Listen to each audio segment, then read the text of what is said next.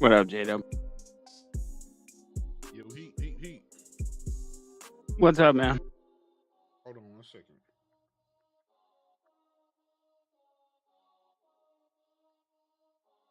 Can you hear me, Heat? Yeah. Oh, there you go. What's up, my brother? Hey, man. Just let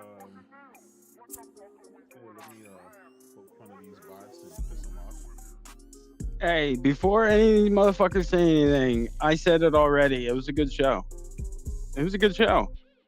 They showed a lot of games. They showed a lot of shit. But the only thing was the dates. That's what. Yeah. And it was a Multiplats show. Yeah. I agree. I have the thing with all the games that are coming to PlayStation, and it's not. Over half of them are coming to PlayStation.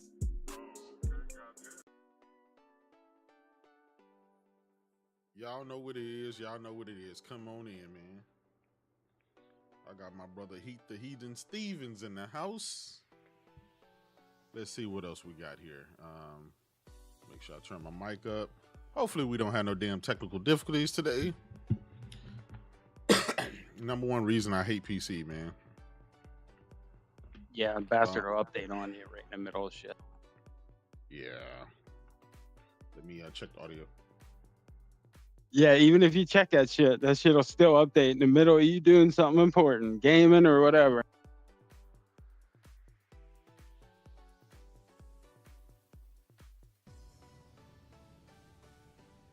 All right, good. You sound good, Heath. So we're gonna get this Did show you see started. the COD shit? 300 gigabyte? We're gonna talk about it. That's fucking insane. We're definitely gonna talk about it. I'm technically Tim in the house. Jim D, Saber Zero, Twisted Sin, Judgmental Era. Who else we got in the house? Robert West. What's good, Robert? Craig the Tech Guy, my brother. Yeah, Phil just slated Phil just confirmed via the IGN interview that the whole slate is coming. Smegadonis, Paul G in the house, my brother. The entire Microsoft slate is coming to PS5. Phil just can't see. Oh, he did an interview after with IG. Okay, yeah, that makes sense. Yeah, with Ryan McCaffrey. Yep. Yeah. Chief Dodd in the house. Jiggery Pokery in the house. Who's good, my brother? Anonymous Boss. We're gonna talk about it. Shout out Star in the house. What's good, brother? Y'all come on, fill up the room. Know your boy. What's good? Hey, I hope y'all enjoyed that Multiplats show today that we had. Salute to Microsoft for putting on for PlayStation Nation. We definitely appreciate it. Kevin Logan in the house. What's good, my brother? Yeah, he said, what up, J-Dub? He said, Xbox did a show, but are we going to have another Anthem problem with some of the games Xbox show? Maybe so, man. We're going to talk about it. You know, the games actually have to be good when they drop. Who else we got? DMG Tank in the house. What's good? Some of those games are good though. We know they are. Like Doom, we know that's a good game. Come on. Yeah. Like Doom's been good for, you know what I mean? Certain games we know what they are. To be fair, Halo was also good too until, you know what I'm saying? You just never know. Yeah. But Doom, you don't have to worry about. I don't think we have to worry about Doom. Doom should be good. I used to say that about Forza.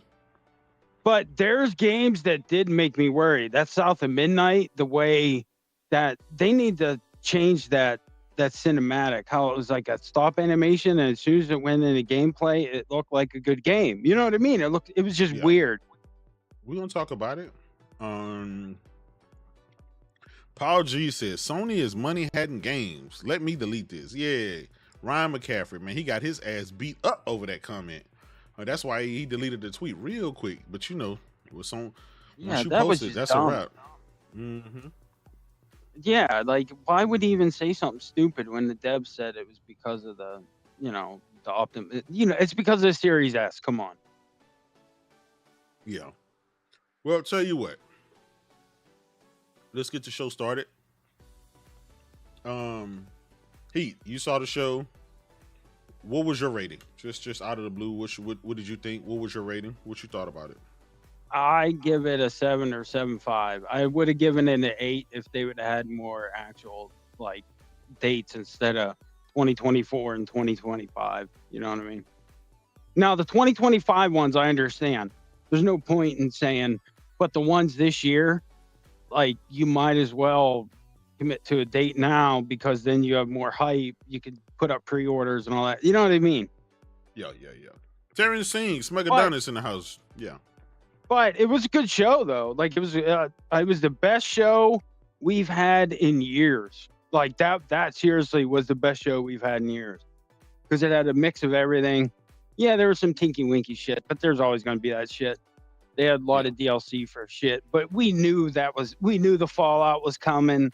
We knew certain things were coming. So it's, you know what I mean? A lot of it wasn't any big surprises or nothing besides the Gears. The Gears was the surprise. Yeah. Well, I'll tell you this. My original mindset, I was like, I'll give it a 6 out of 10. But I went back, I revised that after everything I know now. I get a show a 5 out of 10.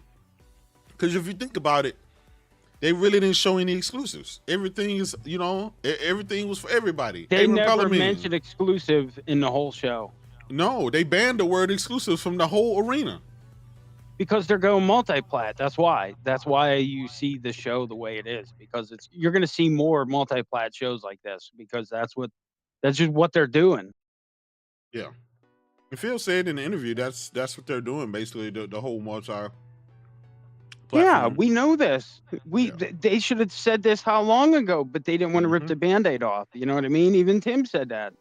Well, another reason I rated that is because I spent $500 on the world's most powerful console based on the fact that you said I was going to have the best VR, the best exclusives, the best everything else. You changed your mind after I spent my $500.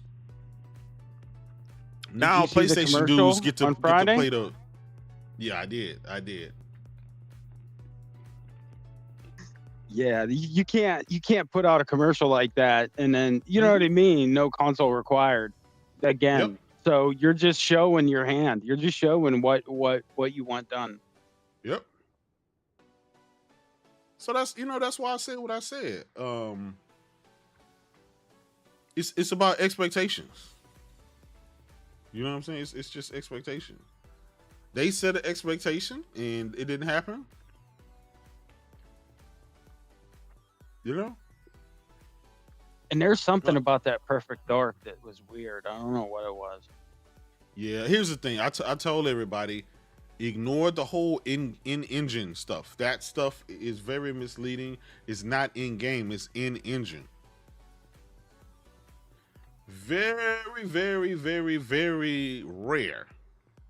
Yeah, if you don't see the button prompts, don't trust it.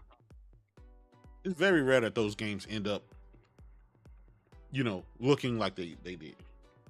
Yeah, because they're showing you the in-engine cinematics, which they can crank it up. You know what I mean? When there's nothing else running, of course they can make it look good. But it never looks like that when it finally comes out because they have to dial it back because of the game. Now, here's the thing. What do you say to those people, those Xbox gamers that say, Halo, Forza, and Gears are not coming to Xbox? What do you say to those people? Or coming to PlayStation. Coming to PlayStation, they're delusional. They're saying that, but they don't believe that. They're saying that because they don't want to admit it, So they're on the defense about that console until, of choice. Like I said, I told you this before, J-Dub, until it's like Halo, Gears, or Forza, then you'll see the dam break. I said that a long time ago. That's when you'll see them be like, fuck that. Like, that'll be the line. That's the line in the sand. Well, I'll tell you this now. There's a more than likely possibility that they're working on this Gears E-Day or whatever. They're working on that simultaneously through the frosted glass. Yeah, they could be. Because that still is, you know what I mean? That's still a couple years away. So, you know what I mean? Yeah. Because that's what they finished the show with. So that, you know what I mean? There's no, because everybody thought it was going to be Marcus Phoenix collection, right? And the handheld Xbox, which I knew they were never going to show the Xbox. If that's what they're going to do next gen, it's too early to show that. They're not going to show that for at least another year, maybe longer, more than likely longer. You would see that next year at next year's Game Awards. You know what I mean? Yeah. Next year's Game Awards. Here's the problem they got next year with releasing some games in 2025. Wolverine. GTA. On and on and on, right? Probably Ghost of Tsushima 2.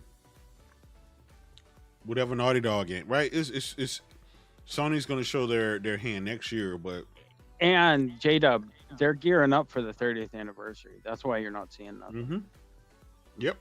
They're gearing up for the PS5 Pro and the 30th anniversary, so they can drop these their bangers. You're going to see them next year starting to drop. Well, it makes sense. They never drop their bangers till the second half of the gen anyway. Yep.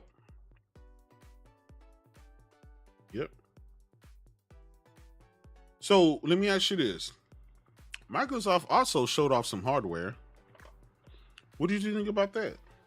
Oh my God. That 2 terabyte is $600. For $600 for a goddamn Xbox. Ain't that crazy? It's $600. What happened to them trying to sell the external SSD? The prices are still way high because it's proprietary, which we all knew this and said this. That's why you don't do proprietary. PlayStation learned that with the Vita. Now, come on now. This isn't new information. Yeah. You could get the PlayStation shit for cheap as fuck because Gen 4 drives are cheap because it's regular Gen 4 for PC. And their Gen 5 speeds are fucking crazy. So they're, you know what I mean? Gen 4 are cheap now. Johnny Gaming, my brother, what's good? Big facts, brother. Big facts. Hey, listen. The problem that Microsoft is going to have next year when some of these games release is they're going to run up against Wolverine, Grand Theft Auto 6, Ghost of Tsushima 2, and the Nintendo Switch 2. And whatever Mario Kart or Metroid or whatever Nintendo game. None of those games that they showed. Games that have options. That's what I'm saying. None of those games that they showed could compete with any of those games. The only Hmm. thing that looked really good was Gears, because Gears is Gears. We know what Gears is going to look like. You know what I mean? Yeah. Gears looks good. What happened to the handheld? I was told that we were going to show a handheld. What happened to that? And they all said Marcus Phoenix collection. Yep. Nobody said this E-Date. To be fair, that it could still happen, right? It's because that it's E-Day probably in the works. That E-Day didn't have a release date on it. It didn't have a release year. We gotta assume it's probably gonna come out in 2026, 2027. I mean, I don't know, but so they may do it. Yeah. So we don't know. I'm surprised they didn't announce any of the Fallout or Elder Scrolls 4 remake. You know what I mean? Because that all of that got leaked in the documents. You know what I mean? So I'm surprised they didn't announce at least one of them. You know, the Oblivion or 3, Fallout 3. Especially with how popular Fallout, they got a big bump because of the show. You know what I mean? Yeah. Well, and that's what that's for. A lot of people are like, oh man. Yeah. So, now here's the thing. A lot of Xbox guys are saying, oh my God, this is great. This is a win. I went there to look for exclusives. They didn't show me any exclusives. Microsoft didn't even say the word exclusive. So now is the new thing, as long as the game come in Game Pass, that's all we're fighting for? Is just for a game to go in the Game Pass? Yeah, that's all they care about. Oh yeah, J-Dub, if you look in the thing, I posted that picture of that with all the Multiplat games with the PlayStation logo all over the Multiplats. Yeah. Except for ESO. ESO wasn't, but ESO's Multiplat too. Because that's you know. But yeah, that's all they care about is just Game Pass. They, you know what I mean? But you know they're gonna jack. Did you see the shit with COD too? It's split up in the tiers too. Yeah, I saw that screenshot. I have that bookmarked. We'll get to that next. It's actually pretty man. They're gonna jack the price up, guaranteed. Yeah.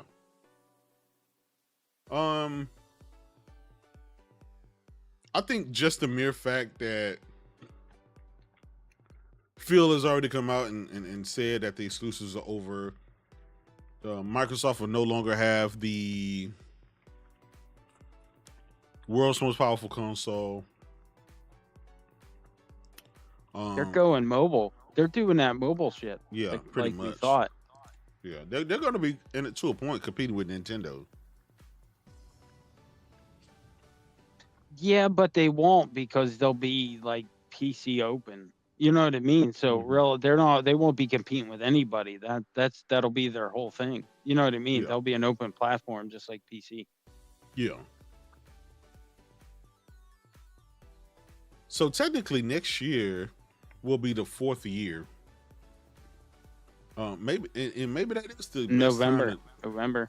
Yeah. Maybe that is the best time to drop all your bangers. You know what I'm saying? 30th anniversary.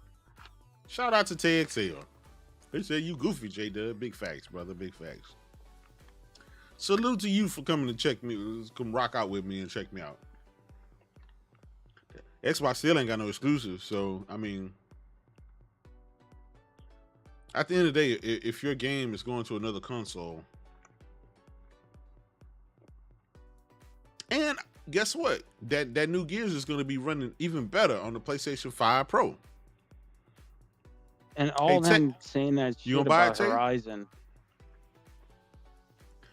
Oh, with the Lego game? Oh yeah, that's yeah, they try and act like it's the same thing. Yeah, no, they put Sea of Thieves on PS5. That Lego Horizon game is a new game.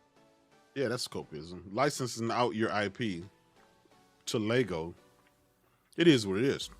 But you notice part of their experimental phase in their financials. If they would have read it. But you notice Sony said nah when it comes to Xbox, but Microsoft said yes when it comes to Sony PlayStation. That's the difference between the two, y'all. Yeah. They still in denial. They don't think Gears and Halo and Forza are coming. All right.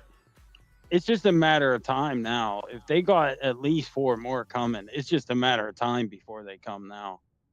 Hey Tay, post a link with Phil saying that Gears ain't going to PlayStation. Shout out to the Dark Lord. What's good? Lunchi, my brother. Listen, I thought it was actually a good show. It's just once you pull back the onion layers and you realize, well, that show could have been like a Ubisoft show or EA show, you know? They said that was an Xbox show, and that was a Multiplat show. If they would have said that's a Multiplat show, I would have said that's an 8. Easy. Absolutely. All day long. Absolutely. The real Jazz, not the bootleg Jazz. What's good? Gaming Grindhouse in the house. Byron Cutler. Listen, I thought it was a great show. We got 100. So shout out to the people in here. We got 123 people in here. I thought it was a great show. I thought the pacing was great. The only thing that I probably would have changed is them couple Tinky Winkies, but you know they always throw them in. So yeah, it's okay for the Tinky Winkies. I'm gonna be honest. Even when PlayStation and Nintendo show Tinky Winkies, I don't argue because there's something for everybody, right? And as gamers, not everybody like HOD. Not everybody like God of War, Spider-Man. Not everybody like Halo, Gears, and Forza, right? There's some people that just play those smaller, you know, type indie, you know, like the one game that they showed. You know, it's like basically a walking simulator, but they're actually really good. What's the series? Life is Strange. Life is Strange series, yeah. I've played 2 of those. I played the first one and I played the last one. And they were good. So I don't complain, but I know people go crazy when there's stuff like that. I'm like, but when you have a show that has multiplat. Well, yeah. Well, all the games are the multiplat. Pretty much. If you look at the screen now, you'll see State of Decay 3. I wanted to see more. I wanted to see like more gameplay. All they showed was cinematic shit. They didn't show any like. Yeah, see, that's what I hate, man. And I don't want the game to have those wonky animations. You know? Hey, J-Dub, I said that from the beginning. I said that the first time they show a game, it's usually CGI. Never trust it. You have to wait until you get like 5 minutes of fucking gameplay, and then you can judge what the game's going to look like. Like, never trust them CGI shit because they never end up looking like that. Never. Exactly. And the only thing I didn't like was some of the length of the trailers, like that Diablo 4 bullshit. It doesn't look like that. Like, I hate that Blizzard shit because they show that shit like that and it never looks like that. Yeah. Phil Spencer words. Our commitment to Xbox fans is you can buy or rent your games. To everyone else, our games are going to more screens and you will see our games coming to more platforms. And the players on those platforms love that. Absolutely. Those are Phil's words via the IGN interview. They've been slowly talking about this shit little by little. They're not just bringing it down with a hammer.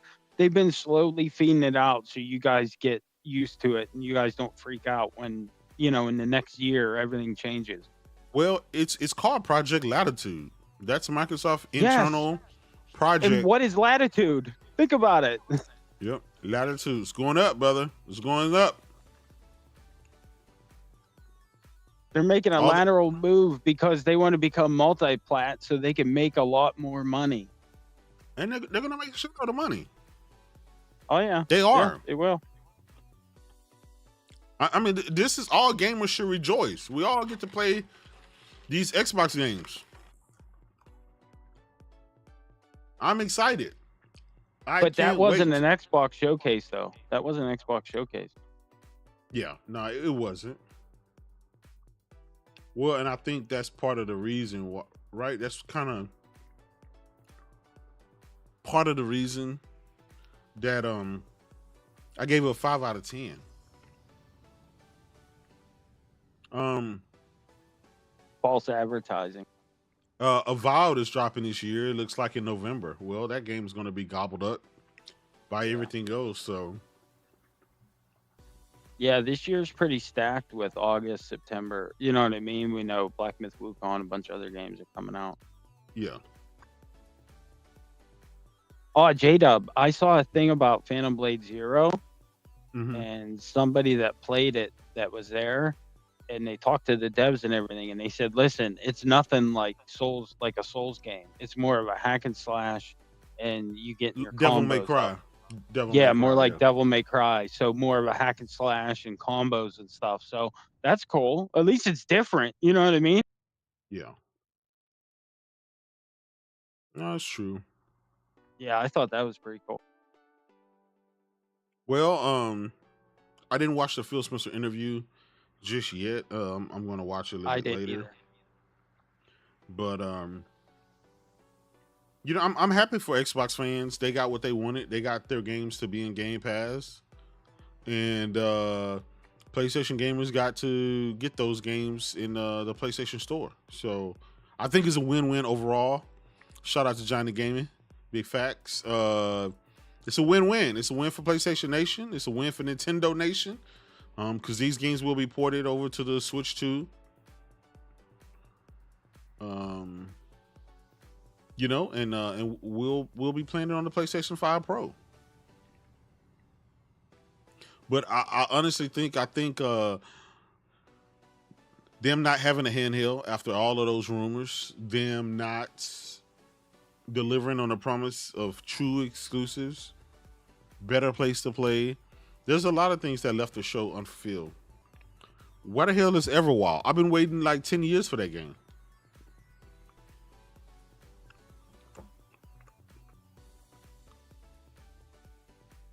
Well, they got more other shows and stuff. So yeah, evidence 5 out of 10. He said 5 out of 10 is crazy. They showed a lot of good games to look forward to, but the show wasn't about a lot of good games that you were looking forward to. It's an Xbox showcase, but the games can be played everywhere else. It shouldn't be titled Xbox Showcase. It should have been just titled Microsoft Showcase.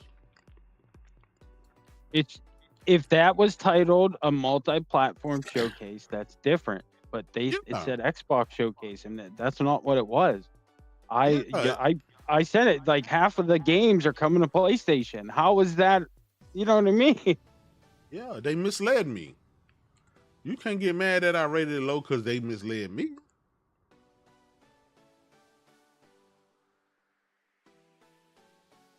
And why did they show Assassin's Creed? Why did they show Assassin's Creed? They have their own thing tomorrow. Like, that was just dumb. You could have showed something else there. Yep. Because we already knew that was coming. Like, you wasted whatever time there to show Assassin's Creed when you could have showed something, whatever. Yeah, I think their time could have been spent elsewhere. Oh man. Wow.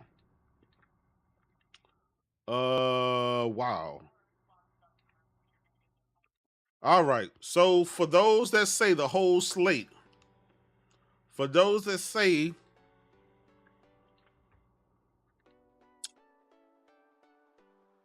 somebody send me the link to the IGN interview. Oh, hold on. I got it. It's the no, I got it. They just sent it to me. I'm gonna post it. Man.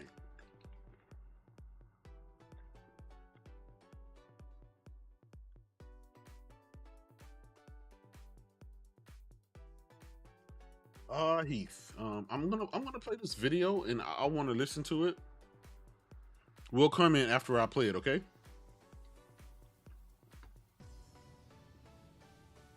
Yeah.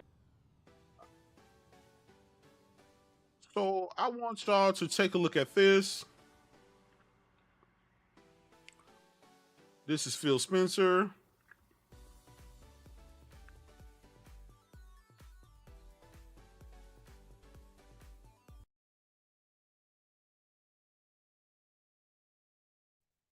Yeah, it's like a half an hour long, I think, total.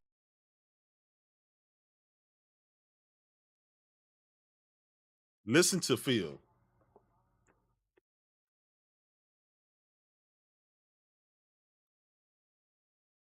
Mm.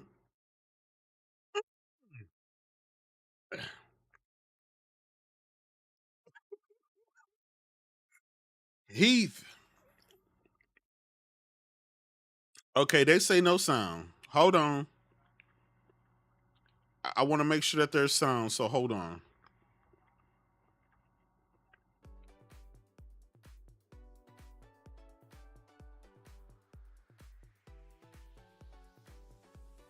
Hold on. I'm going to make sure that there's sound.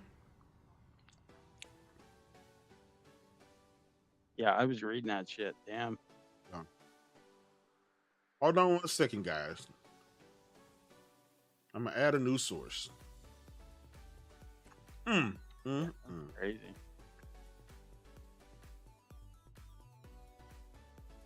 Billy.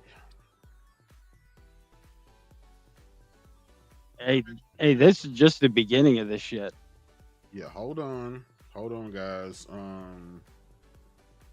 Our commitment to our Xbox customers is you're going to get the opportunity to buy or subscribe to the game. We're going to support the game on other screens. And you are going to see more of our games on more platforms. And we just see that as a benefit to the franchises that we're building. And we see that from players, and the players love to be able to play. Well, thank you. There you go. Our commitment to our Xbox customers is you're going to get the opportunity to buy or subscribe to the game. We're going to support the game on other screens. And you are going to see more of our games on more platforms. Hey, Byron Cutler, Yeah, We I got just you. see that it as now. a benefit to the hear it franchises now. that we're building. Okay. And we see that from players, and the players love to be able to play. Well, thank you. There you go. Our commitment to our Xbox customers is you're going to get the opportunity to buy or subscribe to the game. We're going to support the game on other screens. And you are going to see more of our games on more platforms. And we just see that as a benefit to the Dude, they are franchises that not we're gonna building. like that. And we see that from players, and the players Yep. love to be able to play. Well, I'm gonna thank let you. keep going. There you go. I want them to understand. Our commitment to our Xbox customers is you're the going to get the ramifications. opportunity to buy or subscribe to the game. We're going to support Did the you game see on other Ryan screens. And you are McCaffrey? going to see more of our Did you games see on when more it caught? platforms. Watch And it. we just Watch see that it as a when it benefit to goes the into that franchises that close-up we're of him. building. Wa- And wa- we see watch how that he from looks. players, and the players love to be able to play. Well, thank you. There you go. Our commitment to our Xbox customers is you're going to get the opportunity to buy or subscribe to the game. We're going to support the game on other screens. And you are going to see more of our games on more platforms. And we just see that as a benefit to the franchises that we're building. I'm gonna stop and it. we I'm see gonna that from stop it. players, and the players Once love he's to be able done to here, play. I promise. Well, thank you. There you go. Our commitment to our Xbox customers is you're going to get the opportunity to buy or subscribe. All right.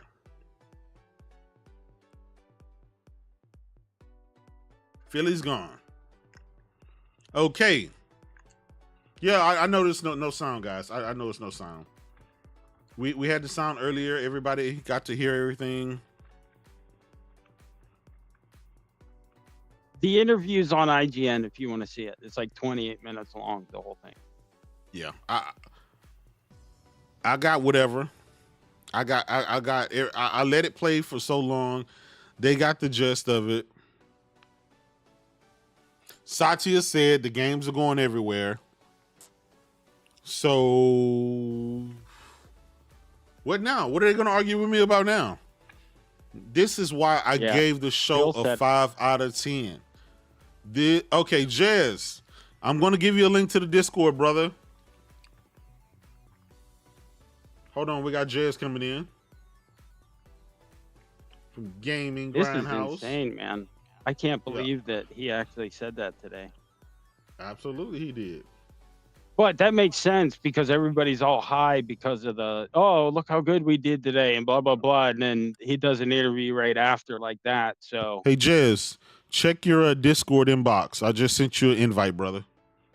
I would love to hear what you got to say about this. They're gonna be mad at that. My God, my God. My God, my God. They didn't want to believe it, Heath. Yeah. They did not want to believe it. Oh, my God. He said you're gonna see more. So Yep.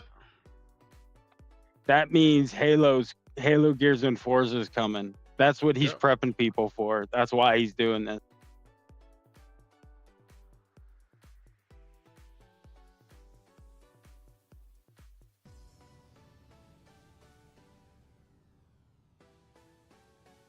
Well, I'll tell you what. Do you think, with Phil saying this, do you think the Xbox guys will finally, you know? Yo, No. hello, me? Jazz, we hear you loud and clear, my brother. How you doing? What's good, player? Thank you for coming through, man. You know I wanted to get your opinion on everything. Yeah, man. Yeah, it's been a wild day, and you know, Phil did what he did in that interview. It was the Phil Ness, huh? The Phil Ness, dude, as expected. I knew it was funny because when I watched the show, I was like, hey, I know that a lot of the juice or the reality of what's going on will be in the post interviews and the fine print after the fact. And just like Phil Spencer, you know, can't just shut up and just walk off into the sunset going, hey, it was a good day. Nope, that guy got to be on the couch, mic'd up, saying dumbass shit. Exactly. Like just ruining, like, yo, he basically laid out a buffet. And it was, and then he just, at the end, he's like, yeah, you can't eat any of this stuff. Yep. Dude, What about all the COD shit and the $600 fucking 2 terabyte Series X? That hardware thing was a really like a huge low point of that. Because what's crazy is that this is the problem that they have, and it's exactly just goes along with what Phil said. They talk out of both sides of their mouth. They show something and this is what they're doing to these Xbox fans. They're bringing them along on this roller coaster ride. Like, do you care or don't you care? Do you want us to do this or you want us to go here? Like, they go, here are all the consoles that we're putting, and then we're even making next generation consoles. And then they go, but then guess what? You don't even need a console because we believe in cloud and choice. And it's like, dude, stop. Like, you are all over the place. You have no backbone. You are just squirming all over the place trying to figure out what sticks. And it's not working. People have choice, and they're not choosing you, no matter how many options you have. That hardware was a friggin' failure. $600 because Phil decided to put some Aaron Greenberg strip of glitter paint on the goddamn thing and put a 2 terabyte in there. They friggin' put it, it's the stripper's Xbox. It's goddamn covered in glitter. They calling it Galaxy my ass. Jazz, here's the thing. $600 in stripper glitter. Here's the thing. That's a fact, though. Yeah. They sold us on the idea of those damn external SSD drives. Yeah. Right? Giving gamers options. Now you're gonna put a 2 terabyte SSD inside and charge $600 after people didn't even buy the console after it being on sale this holiday season for $349. Like, what are they thinking? J-Dub, it's on sale right now for $400 at Best Buy. Because they're trying to kill the console. That's why they want to kill it. 1 terabyte. God, the 1 terabyte Series X is $399 right now. How the hell do you have a discless Series X for $50 more than the one with the disc? Yeah. Like, and that's what's crazy, J-Dub. Like, you're right. Like, on those memory cards, they went 1 terabyte into digital, but then the disc one has a 2 terabyte in it. So they give you the digital but less memory, and they give you the one with the disc at $600 with the one with 2 terabytes. But they don't put 2 terabytes into digital, and they increase the price of friggin' Booster, the goddamn Series S. They put it in white, and that's $350 because it has a 1 terabyte in it. Their pricing is, I don't know, like, I don't know who thinks this shit up. It's like they're doing that on purpose. It is. I said that. Yeah. They're trying to kill it because they just want to become multiplat, so they're doing it on purpose. or what they're thinking is that the fools, like the people who buy the most, the diehards, the one that are there getting their asses branded and all that other stuff, getting the Xbox tattoos and all the T-shirts and stuff, they will buy this stuff. So let's price gouge them because they will spend it. Because they think that the people that want the console are the most hardcore and will buy it. They buy thousands of controllers. Why not? Well, they buy a one with some stripper glitter on it, $600, and we painted the bottom green instead of the top, and call it a day. $600 friggin' dollars, like, for no more power, no better RAM, no new nanometer chips, more efficient, nothing. It is just a 2 terabyte. And then what the crazy part is that the diskless console, the Xbox Series X, is dependent on those expensive ass memory cards. Yeah. Which only Western Digital and Seagate have made them, and they determine what the size is, and they're still very high. Exactly. Yep. You can get a 4 terabyte SSD drive for your PS5 for like $150. Like, J-Dub, and they're faster. We get faster ones than the one they put in the PlayStation already. Like, they are, and that, guess what? Those memory chips are they're Gen 3. I think they're Gen 3s. I don't think they're Gen 4s or something. Yeah, they're are. Yeah, they're old. Yeah, they're Gen 3. They're Gen 3. Yeah. So you probably know that's going to be a next marketing push. Maybe they'll make like, hey, here's the faster memory cards, even to charge even more money on them. But they're still like $250, $300. It's crazy. I don't think they can change that out because that's proprietary. So that's like system on a chip. Well, they don't even make them. I don't think they license them out to Seagate and Western Digital, and that was supposedly the open market competition that they said was going to bring the prices down, but they haven't. That whole console's a gen behind. Bluetooth, wire, all that shit. It's all behind PS5. Yeah. They don't that's have what I mean. Don't forget, they don't even have you remember the game that they can't was it Wukong?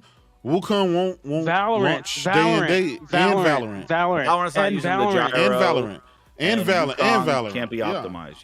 Yeah. So I mean, yeah, I think that hardware was a complete. That was like definitely the low point of the show. Like, I think what they shown overall, the stuff was impressive. I liked what I saw, like the direction of it. But I know the thing is the delivery. That's the thing they've been failing at for the last half decade. They're good at building promises and over delivering and over showing stuff and no talking about it.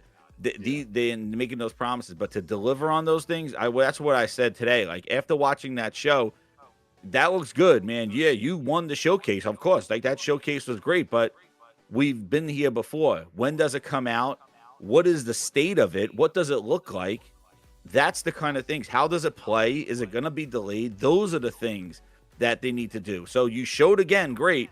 You got to deliver on it. And that's where they need to hit. And they have not been delivering on what they've been showing. It's been delayed. It's been compromised. It's been all these other things in a lot of their games. I think the only one that they really showed and delivered on was Forza Horizon 5. But other things, everything came in with excuses. Because even the showcase that they had, Starfield announced as exclusive, and they showed all the in-game, supposedly in-engine of Starfield with the sandwiches. And then at the end, one more thing, Redfall. Well, that was a good showcase. Yeah. Did it deliver? No. No. So, like, that's what I mean. They could show this stuff. And the things that they're supposed to deliver on, such as the games that are coming out this year, Indiana Jones and Avowed, had not a lot of gameplay shown, more cinematics, and no release dates for games that are coming out later this year. And if you're talking about Game Pass, Avowed, we found out after. I don't know why. Are they trying to sneak? And nonetheless, I didn't understand that either. Announce it at the show, not after in a blog post. That's fucking stupid. It's the stupidest thing. And then show more gameplay in the post show that's tomorrow or something like that. Like, nah, man. Like, that, you announce the release date. That's when you announce it, not the showcase. Yeah, that was. I ain't gonna lie, that was weird. It was whack. Yeah, because all eyes are on you. You know what I mean? Everybody's watching. So put out the date then. Yeah. And know what's crazy is that the main theme about the whole show was day one in Game Pass. And the thing that they never shared was what the hell day ones were for all the games that they were showing. Especially the ones coming out this year. Day one Game Pass. Okay, when's day one for Avowed? Nah, fuck, we're not telling you. All right, well, when's day one for Indiana Jones? Don't need to know about that one. Like, if you're trying to set somebody on a subscription, knowing when those games are coming out is the ideal way to get them to subscribe. Nobody's subscribing now for Gears, E-Day. Because who the hell, like, who's gonna stop paying now for the Gears E-Day? But for the games that are coming out now, like Avowed and the next slate, like you had Hellblade 2, now you got Avowed, the next one's coming. You have to line that shit up. You got to be like, and here's September's game, here's October's game, here's November, here's December's game, so people sign up and know what they're getting. But you don't do that. The message is not there. You're not telling people day one. Well, when the hell's day one? They said day one Stalker 2 3 years ago. Day one Stalker, and now we're finally getting, you know what I mean? So day one could be anything. It could be years from now. They said day one with Redfall. Summer. They said summer 2022, day one. Oh, okay. And they're shutting Redfall down. Like, you can't sell a subscription when you're like day one. Like nobody's signing up Netflix now for Stranger Things. You know, like nobody. Hey, why did they show Assassin's Creed too? Like, that was dumb. They could have showed another game there. Like, they're gonna show that tomorrow. Yeah, I don't know. Like they did have some multi-platform games. Like, I think they did. You know, and again, a lot of those things look good and in engine, and it looked, and I like the direction that they're taking Perfect Dark. Will Perfect Dark look like that? I don't know, but I like the direction. I like that whole Deus Ex look for Perfect Dark. I think that's great. No third person, which they were saying. Like, I'm glad, but and even Fable, for a game that's slated for next year, not like an in-depth video of more of Fable. It was almost like a same video of last year, just with a little bit more of third person perspective, walking around and interacting. So it seems like they just kind of added a little more from last year's show, not showing the battle mechanics or showing any kind of extra detail of like a growing hype for Fable. They just kind of showed more of the same thing, same way too, with the guy talking about it with in-game engine, just more third person. They showed a little bit more combat, a little bit more story, but nothing with like, hey, Fable's a huge friggin' RPG, like decision making and all this other stuff. Like, stop breaking the game down, especially if it's slated for next year, because you know now, when's the next time you can hear Fable? Just like last year. Next E3. Next time you'll hear about Fable will be next time. And that's the problem that Microsoft always has, is that they don't start drip feeding their games and details of their games to build hype for us. Sony does that. Sony's real keen on that. Nintendo does that. Everybody does that with the games they have confidence in. Microsoft doesn't do it. They give this one time. It's like that one time to ask me, like The Godfather. Okay, ask me one time, was I involved? Like, this is their time. This showcase, and then goes quiet. Yeah, we'll be at Gamescom. We'll be at the Tokyo Game Show, but nothing more on these games. So Fable needs to have more showing, especially if it's coming out next year. Hey, what about State of Decay 2? State of Decay 3? They didn't show any like little snippets of gameplay here and there, but it was so little. It's like, what the fuck?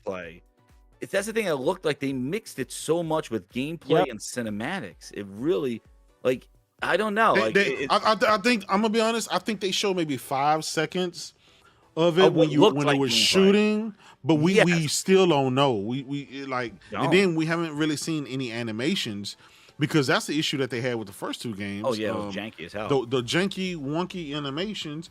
Remember the developer said, "Yeah, AAA all the way." And the character models look like shit and shit like that. Yeah, like what's the driving like? Because the driving was always like oh my god, thing. The driving, it was like on skates or whatever.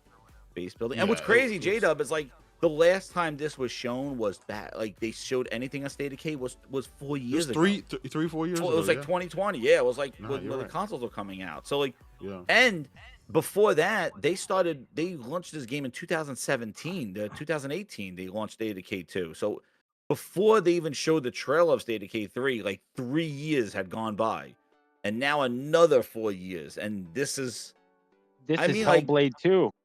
It's been, a lot of these games. Same thing with Fable. Fable was talked about back when they bought Playground. Like a year later, it was rumored about Fable. And it took them until last year to even confirm it. Yeah. So a lot of this stuff has been cooking for such a long time, and we finally got more trailers to make it real, but still not there on what you're actually going to be doing, and and when they're even coming out. Again, we saw Indiana Jones just still have a year on it, 2024. Like, when's that coming out? December? Like what? December 25th? Like December 31st? Like what the hell? I don't know. And I think Avowed in November is not. I don't think that's when you want to put that game. November is not the time to put like a big kind of, I would say, passion project of Oblivion. Have That- that come out in that's true. February or something. Yeah, that should have came out. That should come out now. Like that should be. I thought that'd be a September game, or even an August game. That's where that game needs to come out, like near Madden or something like that. That game, November. But August has like Black Myth Wukong and shit. Yeah, that's what I mean. Like, yeah, like that game should have came out like next month, like July or something like that. But like November, it's gonna come out like a week or two after Call of Duty. Yeah. And it's just like it's a lot. And if you want to use, and they kind of do that, they stack up that Game Pass like at the end of the year, and they're kind of creating this cadence like, hey, just sign for Game Pass the last 3 months of the year, and you'll be good. You can play everything. I don't know, man. It just True. their cadence. They said like a game a quarter. Where's their summer quarter game? I guess was it Hellblade? Yeah, that was- yeah, because that was in the second quarter. Yeah, Second quarter. So third quarter would be I don't know, man. Yeah, it's one of the things is like watching a magic show and going, wow, that was really cool. But then like Phil just came out and just showed you how he did all the tricks, and you're like, oh, it's not so cool anymore. Yeah. That's kind of like what it was. And the Xbox guys are going to be pissed of that interview. I guarantee they're not going to like that. Yeah.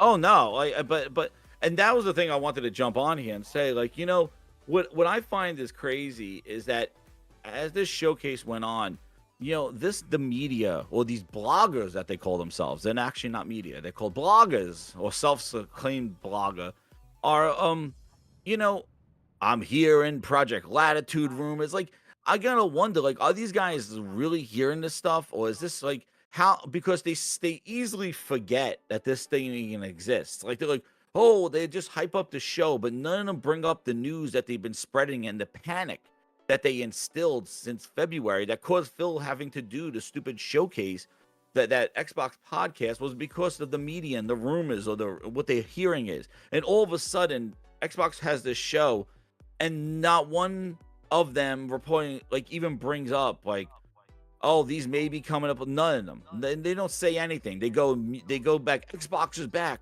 What a show, Xbox, the best show ever. It's like you were crying months ago because of these rumors and Phil having to do that podcast. All of a sudden, what was that? Was that just to get some hits in February and March on your websites or on your Twitter accounts?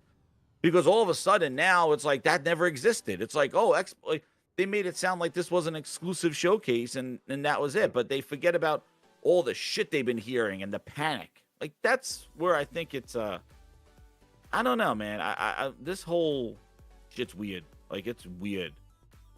It's a weird spot. Yeah, because they're going multiplat.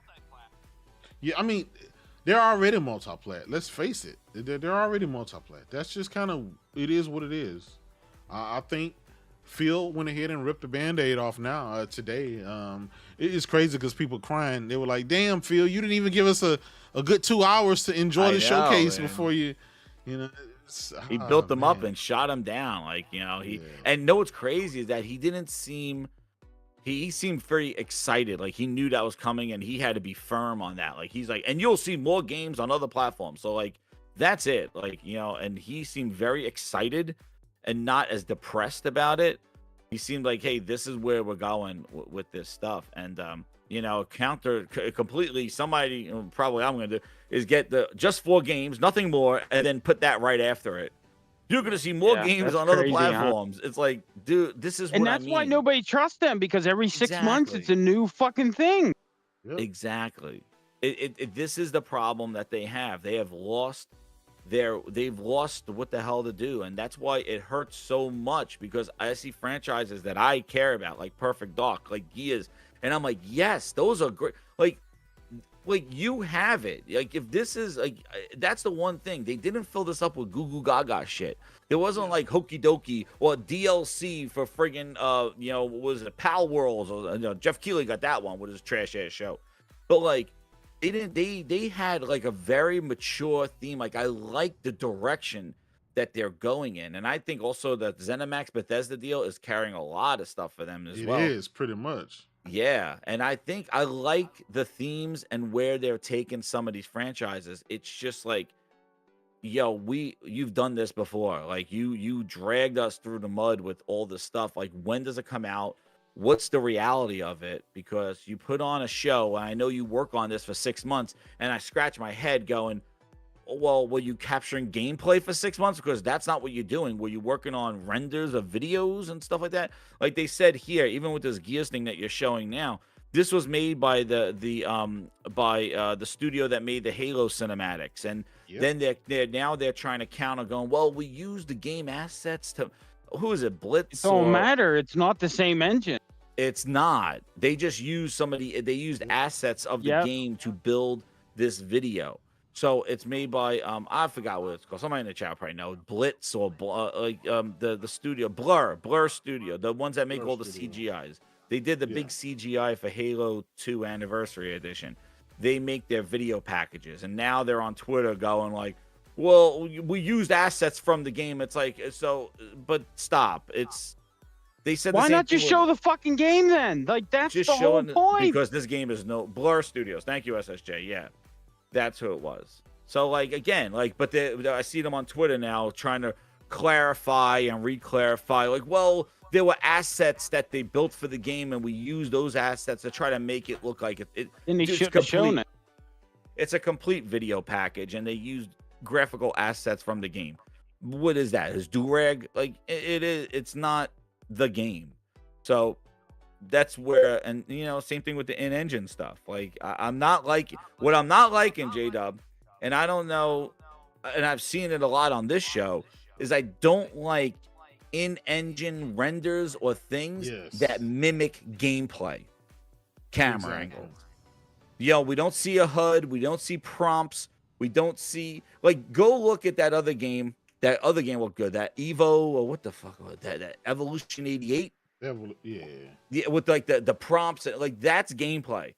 Go look at the Fable video. Go look at the Perfect Dark one. I think the Perfect Dark one looked more like gameplay, but again, I don't like this rendered look like gameplay stuff, and I think Fable falls into that. Like, hey, let's put the camera behind them, render it, because nobody's really playing it, but we'll render it like that, and I'm not liking that. I think they're trying to deceive us and saying like, hey, this is what we want it to look like. And we've seen it in Hellblade 2. They did it. They kind of used, they're kind of using it never looks like that in the game. No, it doesn't, because they're turning everything up. They're turning on all the fidelity because nobody's actually playing it, and they just let it run. And they could say in-engine or in-game, but is that really what it looks like? And I just think that you're fooling people if that's not going to be, because you saw nothing here captioned on a Series X, not even captioned on PC. Nothing was captured. It was all there was no button prompts. Yeah, but at the bottom they say caption on PC, caption on that. Nothing was captured during this show. It was all in-engine, cinematics and in-engine. If you go look at all the little statements, I didn't see anything captured on PC or captured on a Series X. We knew that. So nothing was captured, where you see PlayStation do that a lot, like captured on PC, captured on PlayStation. And that's where you didn't see that here. It was all in-engine, mix of cinematics and in-engine or things like that. So I don't like that, because that is devious, and it's trying to kind of do that, because he got challenged last year on Fable when they're like, is that gameplay? And he's like, why do you think that's gameplay? And they're like, well, we're not going to see anything about Fable. And he's like, no, that was gameplay. They're like, what do you mean? And then him and Jeff Grubb, Mankind, going around like, no, the gameplay is like behind the camera, it's behind the person, and they're trying to damage control the situation. Phil acted like he was dumb, like he didn't know what gameplay it was. It's like the shit that you play the game with. Oh, he's like, you mean the camera behind the back of the third? So they did more of it this year. So they took that feedback and they did more of behind the back camera work to make it look like gameplay. But was it gameplay? He calls it gameplay. Who knows? But I'm not liking that. I'm like, don't do that. But why not just show gameplay? Like, that's all you really got to show is actual gameplay. Why. You know what I mean? Yeah, that's the thing. They're tricking us. Yeah, that's the problem. I like you know, for a console that's 4 years in, you know, guys, like 4 years in, captured on the most powerful console in the world. Why are we not seeing these games that have gone dark or were announced 4 years ago, even before that, not being captured on the hardware that they're still building? They're still building.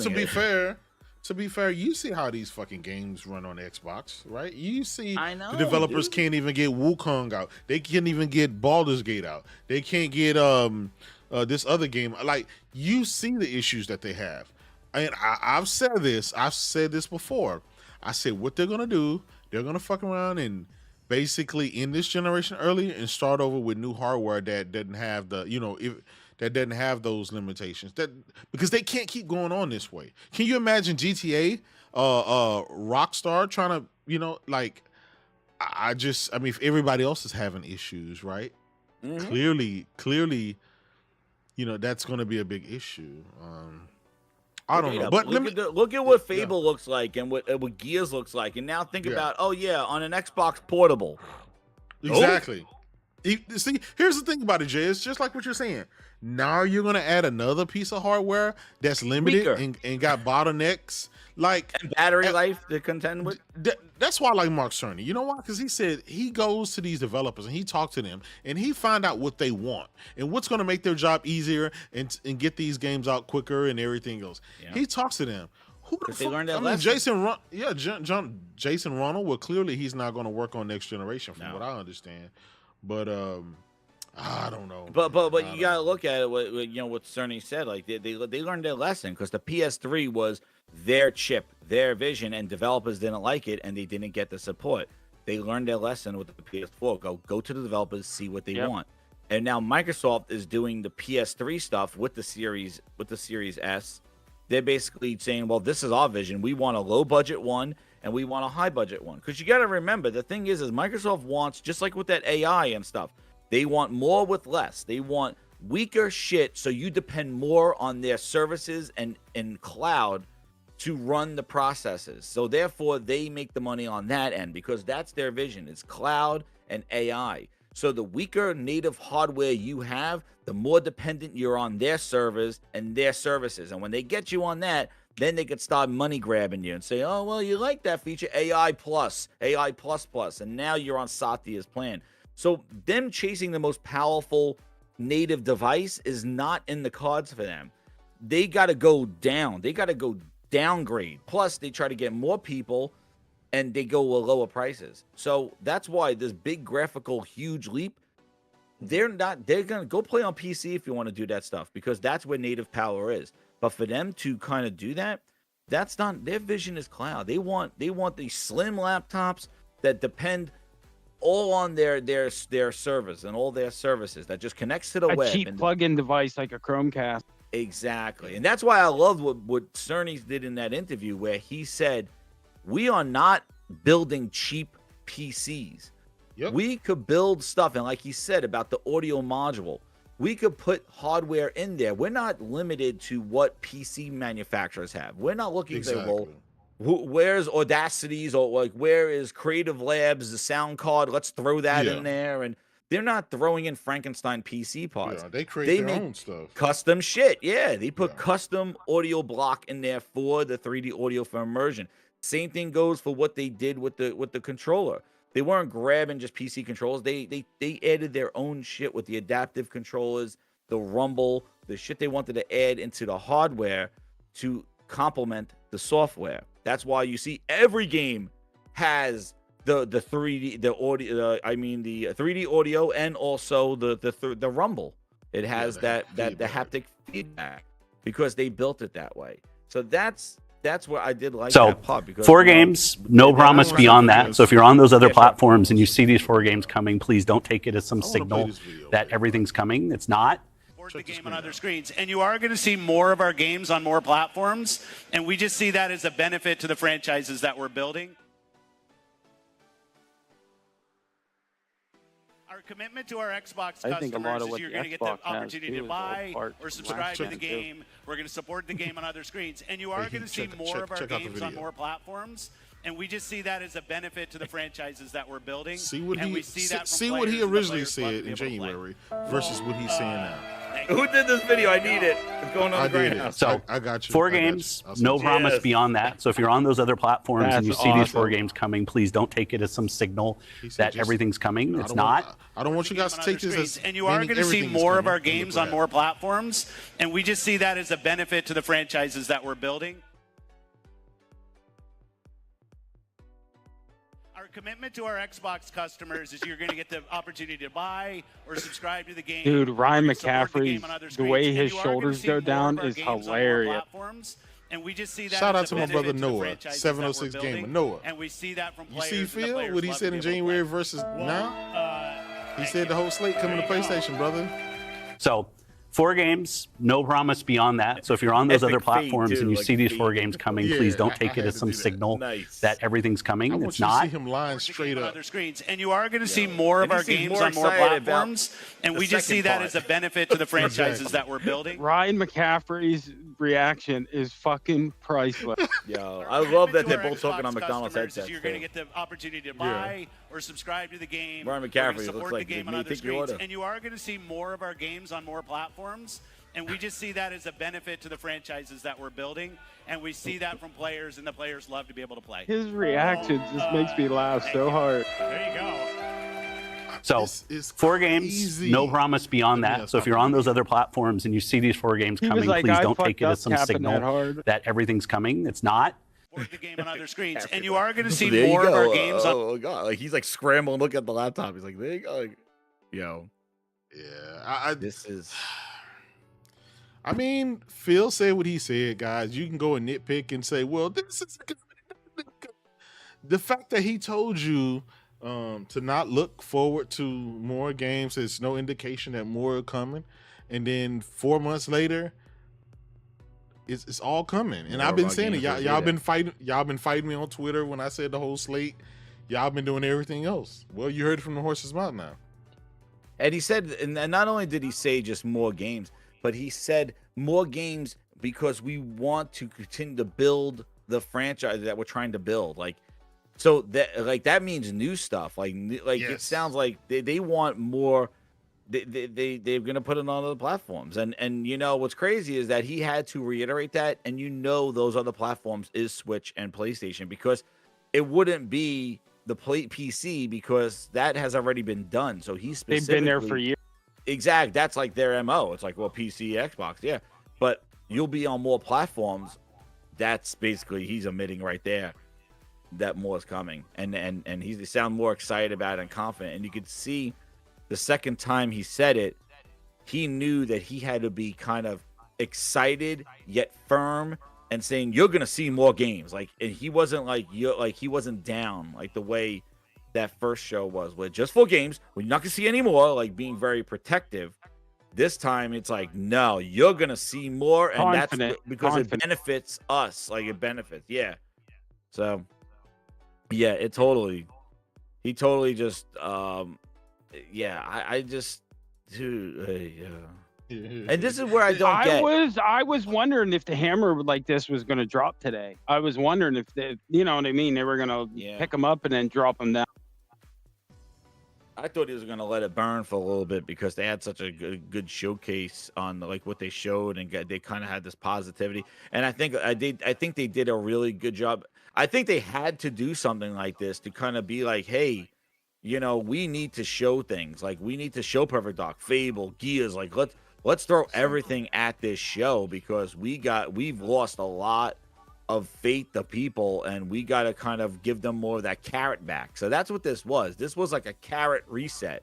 You know, after buying the studios and all that other stuff, this was like get that carrot ready. Now, are these going to be this generation? Are they going to be next year? Who knows? Because half of these games they showed didn't even have gameplay nor dates or years to them. So, And if they want to put their games on the Switch and PlayStation, they got to show quality because yeah, you know see what I mean. in-engine footage. See what they try to do that with in-engine footage is that they're Yep. using assets from the game to make a video. So it's But all the not. processing powers going just to that instead of all the AI and everything that's Oh normally yeah, in the it's a background. video. Use the assets of the game, and that's what they're going on Twitter about. So like again, we've seen in-engine for Hellblade, and we saw what it looked like. We've seen in-engine for And that a lot doesn't of mean games. it's in the game engine either. That's just the engine that they're using to make this It's commercial, Unreal. pretty much. It's on. They Yeah. built it. They probably rendered it in Unreal because that's what's probably Yeah, gonna they run could, it. yeah. So like it is what it is. But see what I gather from these things, and for me as a Gears fan, I like that. So it was good stuff for you. And the fact is, I like the tone. I like that they're struggling fighting one, one grub. Like this is it's not. He's not. He's not a supreme agent. It's just a grub, and like them struggling with one guy where he was killing tons of them in there. So I like to go into the dark kind of the first time they engage with them. I love what they did because they had to scrap that Kate shit, like that whole like Kate story and Dom and your choice. Like they had to go back here.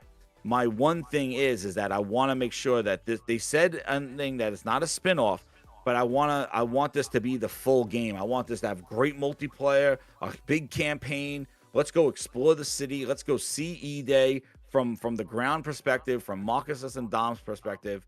That's what I want to see.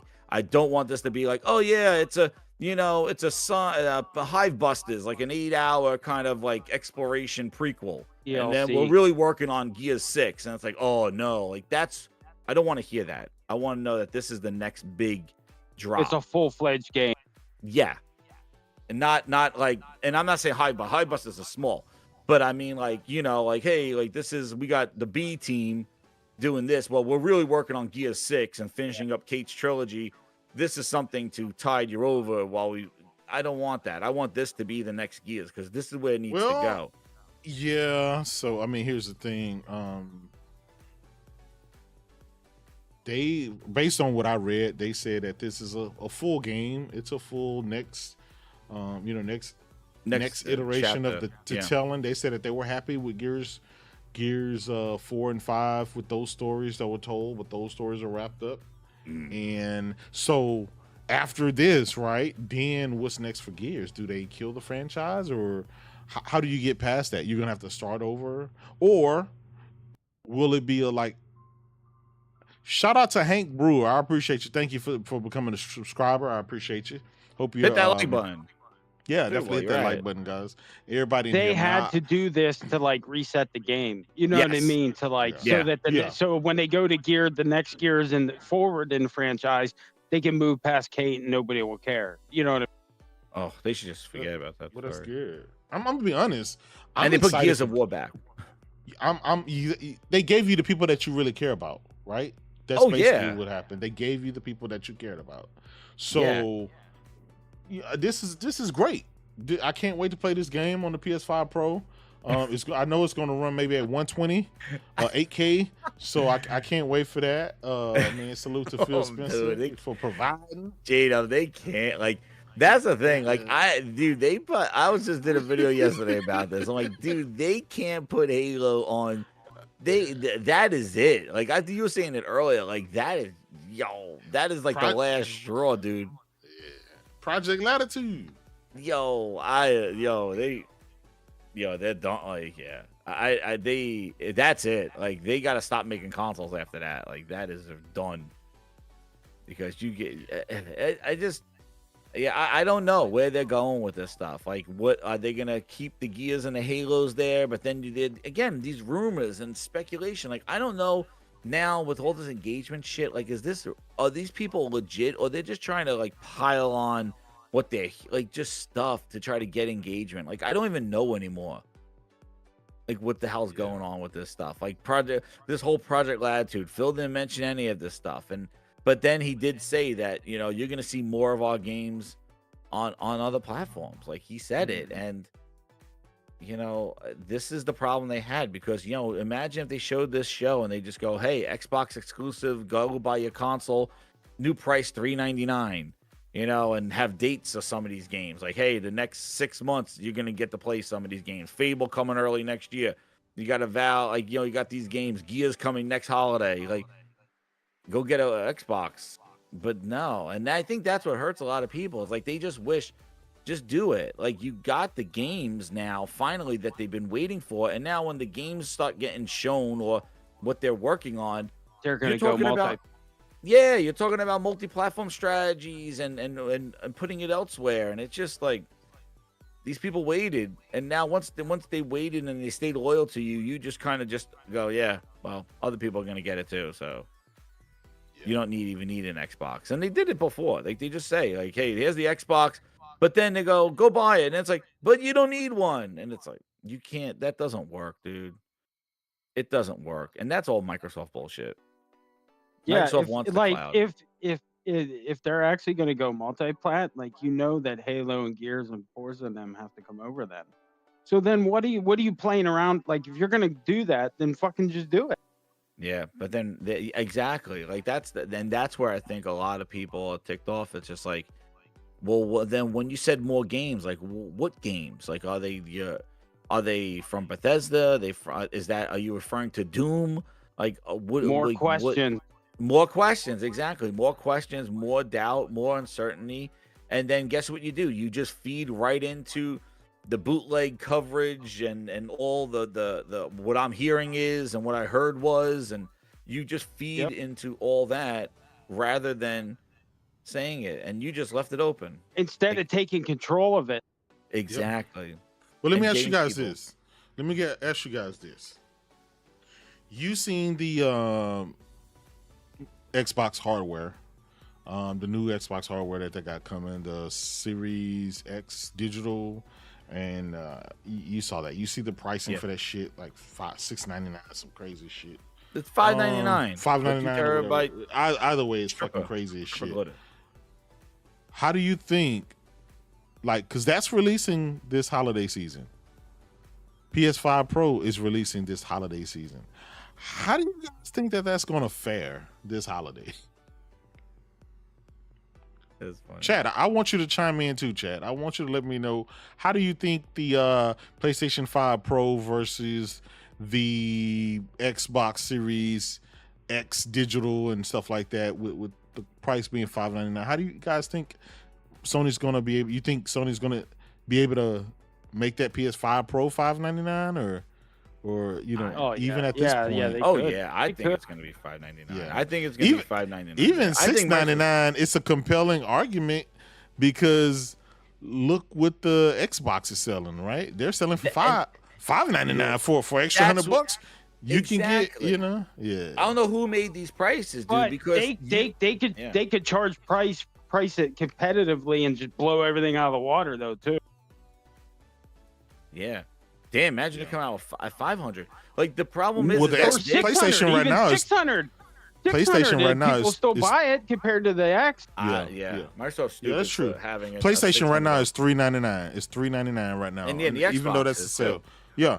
So if the PlayStation 5 is $3.99, they could definitely get away with a $5.99 PS5 Pro because that's enough difference in a, But Xbox selling at $5.99, it can't even sell at $3.49. That's the stupidest move. Like the problem, like this is what I was saying. Like when I first saw those things, I'm like, first off, that's dumb, and then secondly, when they chatted me with the prices, I'm like $600.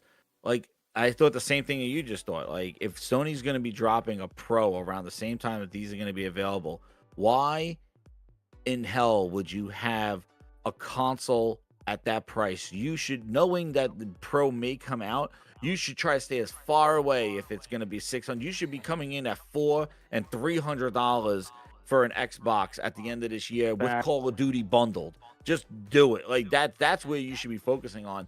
And why would you put out prices of consoles that are more money? $50 more for a digital Xbox, $50 more for a digital S, for a digital X, and then $600 for a 2 terabyte same as ass shit. Like no upgraded RAM, no anything. Just a 2 terabyte with glitter, strip of glitter on the friggin' thing and painted green. It's Galaxy Edition. Galaxy Edition? What happened to your condom wraps? Like, you could put a glitter condom wrap on the goddamn thing. We only made one for Starfield. That's it? Like, what are you making? It makes no friggin' sense. A Galaxy Edition? You took a friggin' 25 cents of glitter and you sprinkled it on the friggin' thing and said $600, please? You know why they stopped them wraps, right? Galaxy Because they were overheating. Oh, were they? Yeah, The they vents were on the top. overheating. Oh, shit. Because it's cutting off all the other little holes that are on the side. You're wrapping man. it in vinyl. Oh, that thick ass vinyl too. But like, Yeah. this custom Galaxy console, it's not even an anniversary edition. It's not even a branded of IP or it's called Galaxy. Is the Galaxy? Starfield came out last year, bitch. Like, what the hell? What Galaxy? What is? It makes no sense.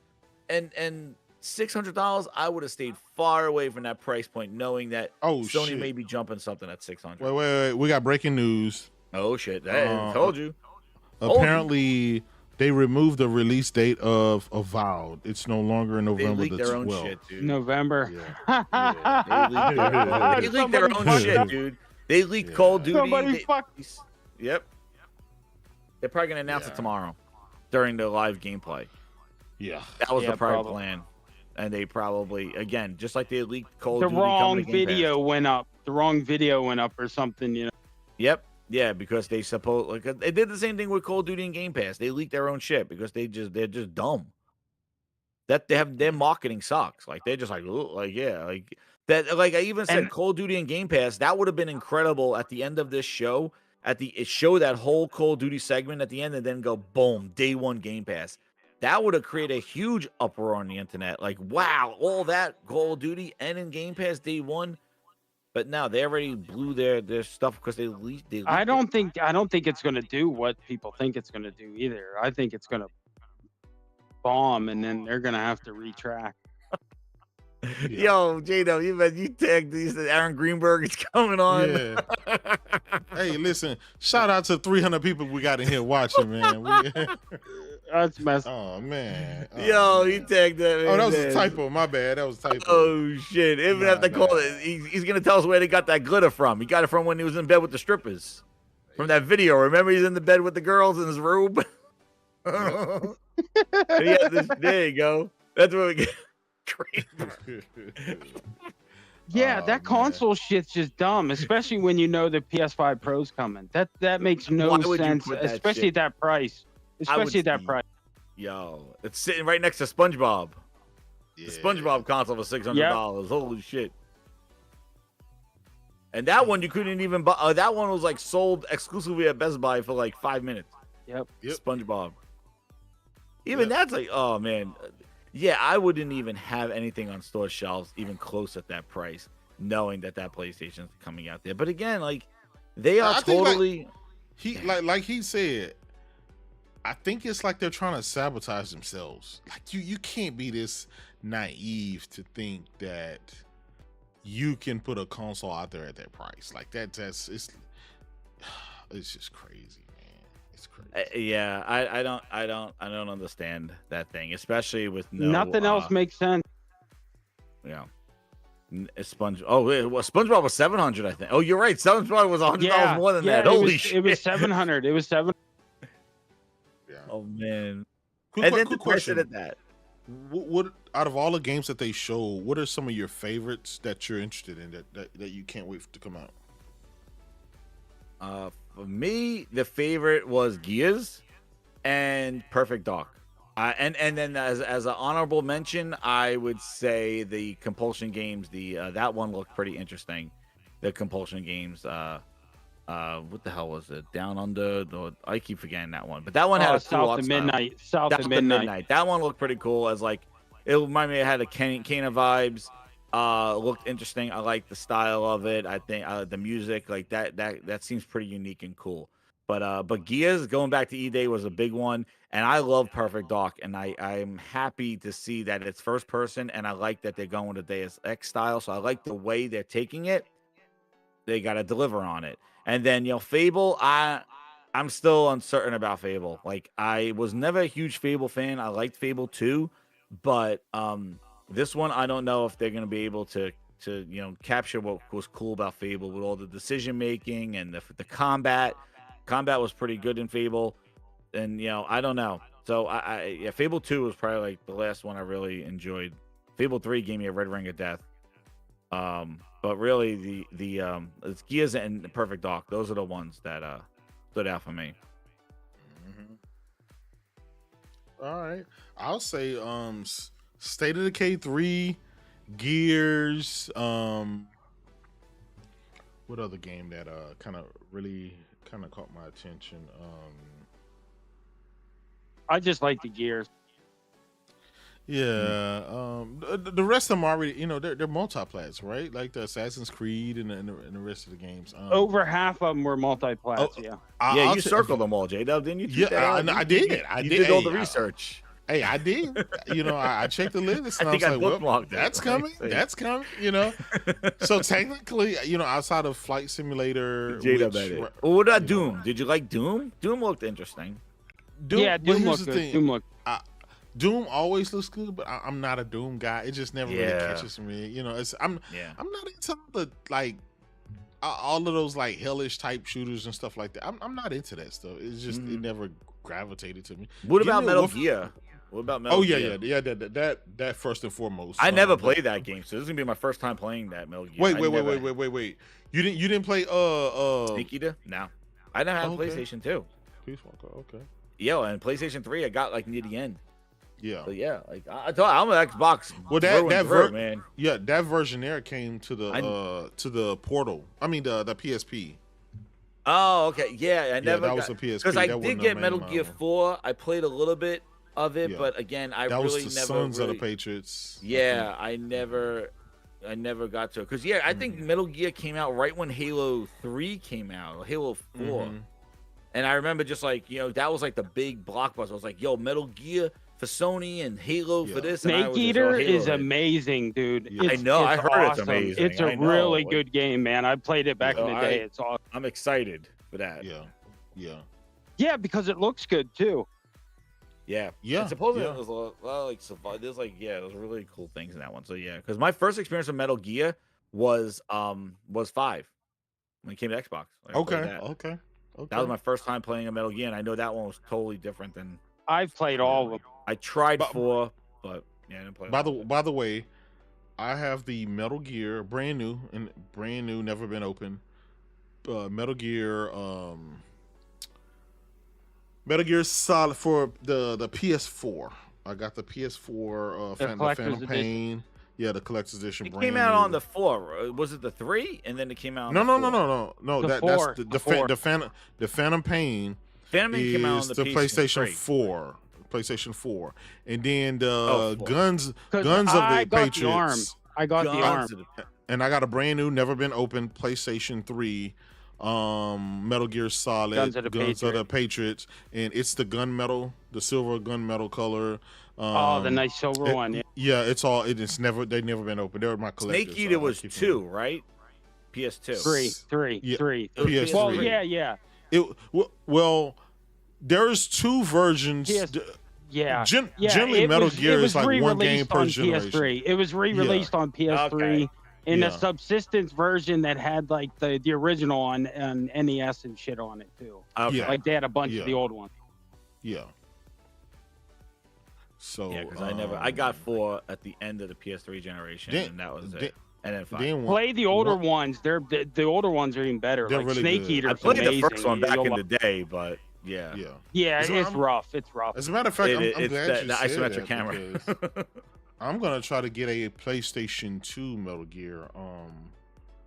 Metal Gear. But it was definitely interesting that like Sony announced it on the State of Plays, I think last year or something like that, or their Yeah, it was showcase, last year. and then Microsoft was the one showing the gameplay of it, which is I Yeah. guess that's Konami kind of like doing that. I don't know. It was kind of Well, yeah, because it's multiplat. It's coming out everywhere, so they'll show yeah, it. but they didn't give Sony they gave Sony the initial announcement, but not the gameplay.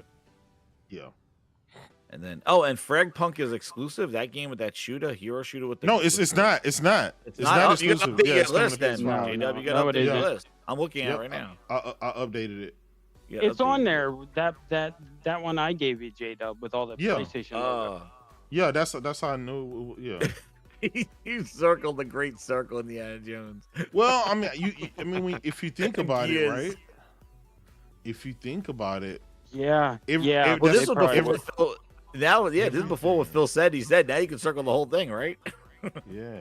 Yeah. Check it. Yeah. You might as well. Just do one big Eventually, yeah. circle.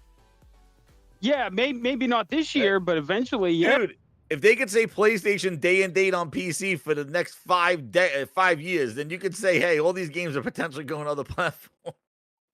Yep. It works both ways. Holy, yo, I'm looking at this tweet from Tom Warren with the prices. $450, $350. Yo, Microsoft's smoking crazy shit, man. Phil, Did you see the COD shit too? How they broke it up in the Game Pass? oh my god, it looks like Yeah. you're buying a house. It looks like That's fucking it's like crazy. You get half a game, you don't get any game. PC, dude, those prices are going Yeah. up. Like what the fuck? Yo, those prices. Yeah, it's like it says you don't get access to the full game. You need, well, basically core is Xbox Live, so they're not giving Yeah, away a game there. You need that in order to play online. So, but the issue has always been But the game isn't included. You need that to be able to play online, but the Play game isn't online. included with it. Yeah, that- and the issue has always been that Xbox Game Pass for console never included online. They used that Yep. as a way to get people to buy Ultimate, which includes Ultimate. online. Oh, damn. My And then brother, use my brother online Blaze. and that. So, like, that's where they Yep.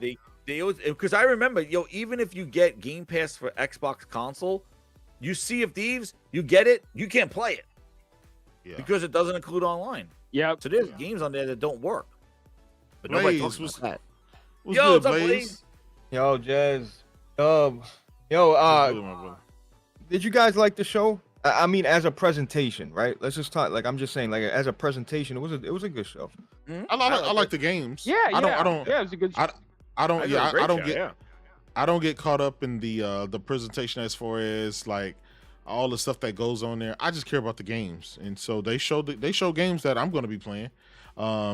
If it's strictly about the games that they showed, I'll give it an 8 out of 10, 9 out of 10. But if it's about, obviously, if there's stuff that's exclusive there, that's specifically for Xbox, then it drops down to 5 out of 10, right? Because 95% of those games are multi-plat. And the ones that aren't don't really appeal to me. But I think in general, it was a great Xbox show. But we're in a different time and different era right now. In the great console war, you have to ask yourself, what does that mean to you? Is it about exclusivity? Is it about the Xbox console, or is it just about the games? And if it's just about the games, then they showed a bunch of great games that everybody's going to be playing everywhere. And Phil Spencer came out in an interview about an hour ago with Ryan McCaffrey, and he said what he said. He said all the games are going to be going multi-plat. They're going to be going everywhere. You can check Twitter. I've been posting a video and stuff like that. So, but if we just say, hey, listen, Xbox games is going everywhere, so let's just enjoy the games, wherever you play it, and everybody be happy, then I'll give it a showcase a 9 out of 10. It did what it needed to do. I'm going to be playing the Gears. I'm going to be playing the State of Decay. I'm going to be playing, Flight Simulator and some of the other games, Stalker and stuff like that. Well, Stalker's not an exclusive. It's a 3. Yeah, yeah. it's Oh, a I'm just 3 saying what I runtime like exclusive, from yeah. the show. What was Yeah. your highlights? Can I ask you guys that? 'Cause I got like Me- 3. Metal Gear and Gears. Those two were my top. I Yeah. don't think they could be touched. Yeah, I'm mine with was Gears and Perfect Dark. What's yours, Mm. Blaze? Yeah. Mine's definitely Gears 100%, and Metal Gear looks fucking crazy, dog. Like, That's crazy, Um, right? and see, Perfect Dark, I just want a little bit of something coming out of these enemies. I'm not trying to complain or be nitpicky, but I pay attention to shit like that. I think they were just shooting and it, the game looks great, but like, damn, can we get a little blood? I mean, can we get a little something? I don't know, but Yeah, I like the direction that they're doing. I don't know if the game's going to look like that or when they come out, but I like the direction that they took it more of a Deus Ex style. I think that's probably pretty good for Perfect Dog. Because they were rumoring that it was going to be third person, and you got Crystal Dynamics, the bootleg studios that made the bootleg Avengers, working on this thing. And I'm like, oh crap, they're going to turn this thing into like, Tomb Raider. And I'm glad that they went more with the Deus Ex. I'm just glad they showed it, Jez. Oh shit, yeah, but This that shit was, dude, like that. I don't even know. See, I was telling the J-Dub earlier, like I was telling everybody, like I don't like this kind of like in-engine game. I like that they showed it, but is that really the game? Like, I'm not liking this because, and I said last year, when Phil got caught with Fable, and they're like, "That's gameplay." He's like, "No, that is gameplay." And they're like, "Well, that's not really gameplay." He's like, "Well, what do you mean?" And it's like, "Oh, well, behind the back and the third person behind the back." So I don't know if they did more of that to kind of mimic gameplay, to make it look like this is what you're doing. Similar to like what they did with Killzone 2 back in the day, remember?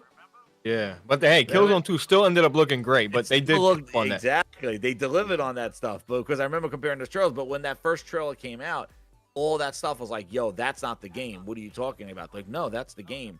But they kind of used that pre-rendered. They did that rendering, but they showed it looking like gameplay. They made that shit look like gameplay. Yeah. They did, yeah, they did. So, Watch Dogs, remember Watch Dogs? Watch Dogs, another one that did that, yeah. I mean, Ubisoft down the line, Rainbow Six, Far Cry, you can go down the line. They've done that shit, but the games always end up looking pretty well. Like I said, Gears. Listen, I got to give them a little bit of credit because I like Gears 5 and 4, but that whole direction they were going, like, bro, the fact that they listened and brought back Dom and shit like that, I'm fucking with it heavy. Like I'm gonna definitely play that. Of War too. No more Gears. Right. Gears of War. Right. Exactly. It looks good, bro. Doom looks really good. I like Doom. I mean, obviously that's going everywhere. This ain't an exclusive pick. I'm just saying what I caught my eye that looked good. I'm trying to think. Stalker 2 looks excellent. What did you think of Compulsion's game? That the Bayou, the South Down Under. I keep forgetting the freaking name of it. Yeah. Southbound. What the hell is it called? I don't know. Yeah, look it up. South by Midnight. South by Midnight. There you go. It has the stop motion, cinematic and stuff like that. It looks just like Kena. It's basically Xbox's version of Kena. Yeah, it did. Oh, this gameplay looked good. The gameplay looked good. Yeah, but the cinematics looks out of place. You know what I mean? Like the cinematics doesn't look right for it. Well, the cinematics are stop motion, like Miles, like Into the Spider-Verse, that kind of weird, that weird like claymation type thing, and then the game goes into regular. Well, like some enemies have that stop motion is off. They did it in Death Stranding too. Remember the little guy? Oh yeah. That little that's coming out next year too. Oh damn, next year. Do we know if this is Unreal? It looks like check the screen. I don't know. No, that's like Unity or something. Is it Unity? Yeah. Ain't no fucking way this is. Ain't no way. Unity. Dog. Wait, you think is that Compulsion? No, it's gotta be Unreal. Let me see. It took them a long time to make it though. Yeah. It's called Unity is a well used engine. It really is. Yeah, a lot of people. Yeah, it's.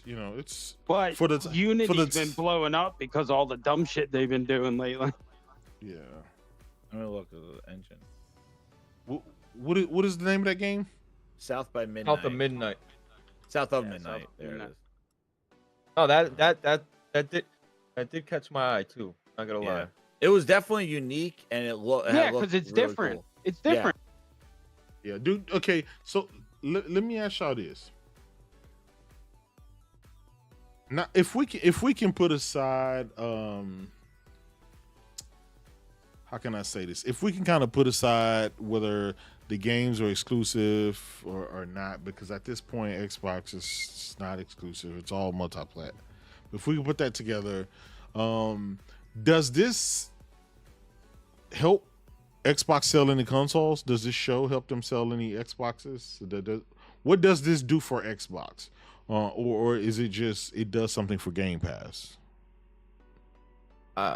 If I could say, it's a great showing. They're gonna have now. These games are starting to roll out. Like I was saying, I was like, guys, once this snowball effect happens, it's gonna, I mean, they're gonna start rolling them out. But I don't think the narrative is gonna change. I just don't see it moving the needle in terms of console space. at all. I honestly, I think this is a big promotion for Game Pass. Everybody knows that, bro. You know what I mean? This is just, hey, we gonna have games on Game Pass, but is this gonna help Xbox in the minds of the people? I don't know. I really don't know. It's too early to tell, but I say no. Yeah, I'm gonna say like what Blaze said. This does not change the narrative of what's going on. This doesn't sell consoles. It doesn't even sell subscriptions because, like I said, a lot of the stuff that they shown, nobody knows when it's coming out. Even the stuff from this year. So nobody's running out to go buy an Xbox for Gears. When? Who knows? Is that next year? 2 years from now? It's not next year because they had some dates for next year. So I think the timeliness. It could be next year. It could. It's not coming. I know. You never know. Fable You never know. Next year. Fable was next year. Coalition has been like radio silent, so you just because they haven't picked a date yet doesn't mean it can't come out next year. They could. You're right, but they should have said 2025 maybe. But the thing is too is that Microsoft, the problem that they have is that they like I was saying earlier, like they only show stuff one time a year. Like this is it. They'll say now we're at Gamescom. They won't follow up on this stuff. They'll probably like a breakdown. Yeah, they won't do it. Like they didn't do it with Fable. Like that. Like I said, Fable. Last time we saw anything about it, Microsoft was at Gamescom. We were at Tokyo Game Show. They were at the Game Awards. They were at their own developer direct. No updates on Fable at all. We waited a whole year and we got more of similar rollout, a video package, in-engine, more behind the back type thing. No breakdown of gameplay or what choices you're going to make, what the combat style is, nothing. Next time we hear about Fable, is it next year? It's slated for next year. So, and just look at it like Avowed and everything else. We've been hearing, they showed a CGI of Avowed a couple years ago, and we're still like, we finally see gameplay of it. So like, the thing is that Gears, that was Blur Studios made video with in-game assets. So where the gameplay is for Gears, I don't know. They probably can turn it out in a year, but I think Fable's going to be their holiday for next year. But I would say, the thing is that the timeliness. I think Gears is 2026. Yeah, well, that's what we're thinking. Maybe you're right. Yeah, but that's what I'm thinking. But because if it was next year, they would have put 2025. That's what I said. At least, yeah. Yeah, they put years on Fable. They put games for 2025. So if Gears was it, I'm worried about COD going in Game Pass, to be honest, because if it doesn't do what they need, then what the hell's going to happen? Because they'll blow that fucker up in a heartbeat. You know they will. They don't get. I'm gonna tell you why it's not gonna matter, because PlayStation and PC is still gonna hold COD down, and that's where the bulk of the gamers were anyway. Lying, boy. You know what I'm saying? The Xbox. What happens Xbox to Game Pass if it doesn't do really the numbers they need? What are they going to do? Strip it out and say Game Pass? It's not Game Pass. They'll give it up, and they'll guess pivot what? again. They'll do more. They'll buy pivot. another publisher. I mean, if you think about it, though, if you think about the PlayStation, between PlayStation and PC, that is the industry. That is what's been keeping Xbox afloat, right? And it's going to continue now that they're moving all of their games over to PlayStation. And guess what? When the Switch 2 come out, it's going to take up that slack. They'll eventually get rid of the Xbox hardware. It's in Game Pass. None of that shit will matter. It didn't work out, right? It was stagnant for like 7 years.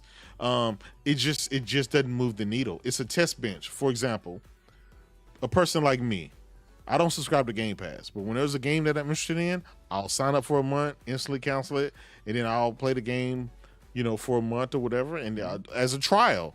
It's a cheap trial, and everybody does this. Everybody does this. Because they give you that option. Is that it's because they don't release as frequently that you can do that. See, that's the problem. Like they need to line up. Like, and that's if you look, and I say this a lot on my show too. Like you look at what Sony did in the first half of this year. They had a game a month. They had, and ended with Stellar Blade. Like they were having, we're not going to go through them all, but they had Last of Us remastered. They had Final Fantasy. They had Helldivers 2. They had a cadence that you're like, hey, if this was a subscription, I would sign up, man. I'm good for like 6 months. I got big games coming from them each of those months. That's the way Microsoft needs to roll out their stuff, because that's how you get a subscription going and recurring, is because you show people when day one is. And that's what I said. Half of all their games, even the ones coming out this year, day one Game Pass, no day one. Nobody had dates on anything. And the problem is how do you sustain a subscription when you are not showing people when they're getting their games.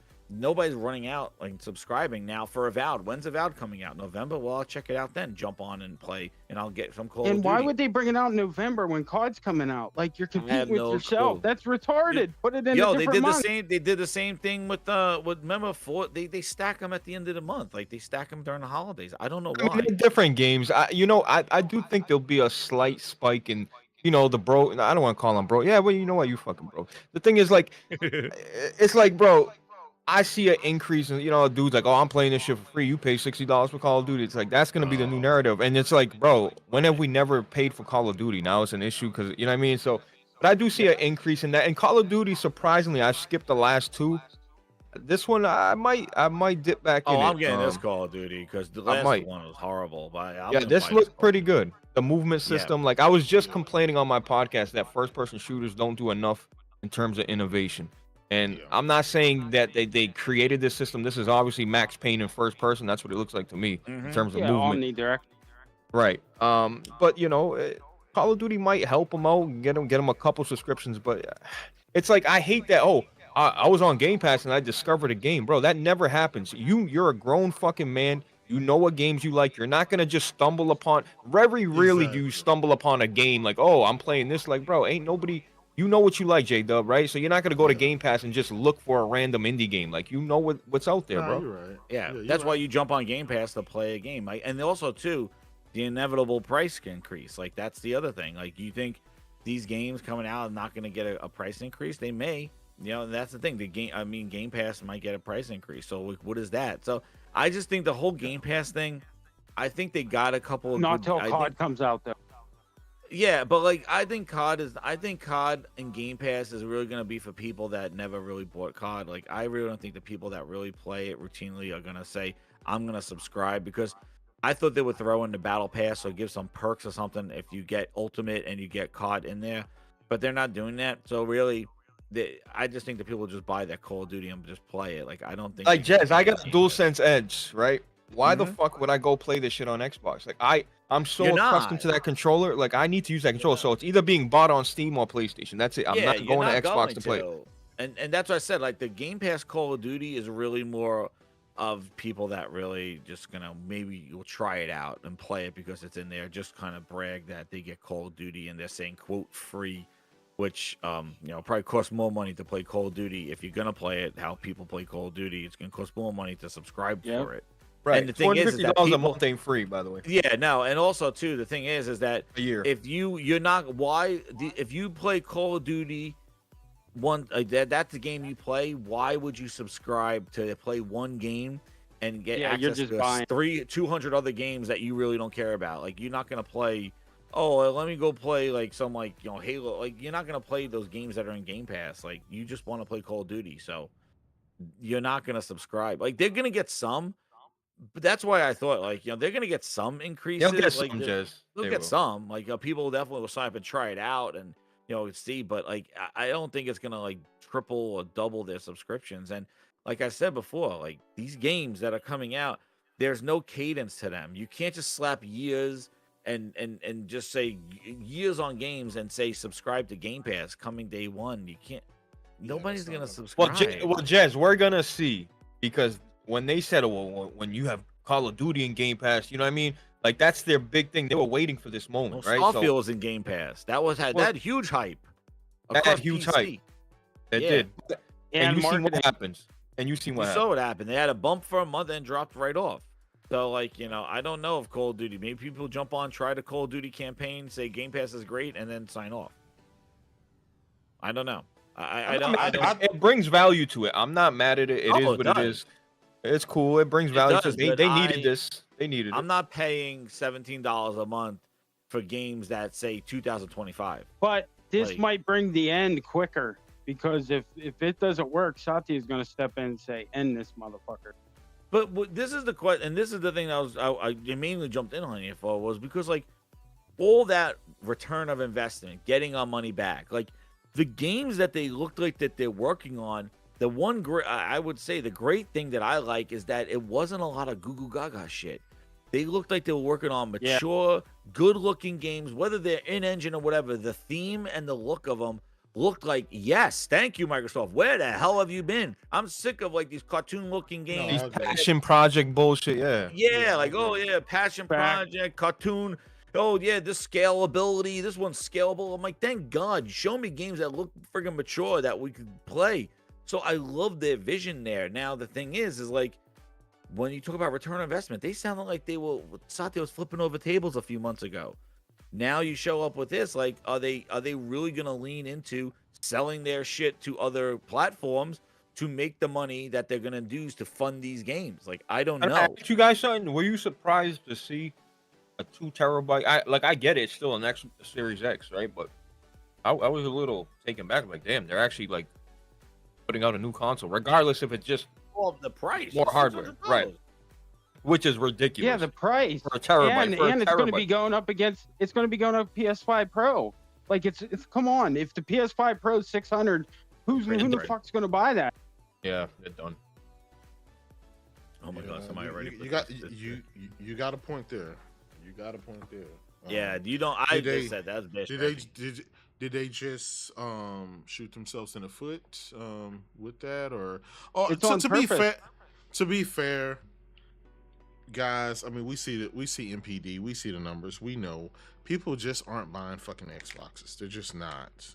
I don't think that's going to change. I don't think Call of Duty being in Game Pass is going to change that. I don't think a new white Series X digital is going to change that. Honestly, I don't think there's anything Microsoft could do to change that. I just think it's just what it is. I think gamers have spoken. If they buy Naughty Dog, they can change it.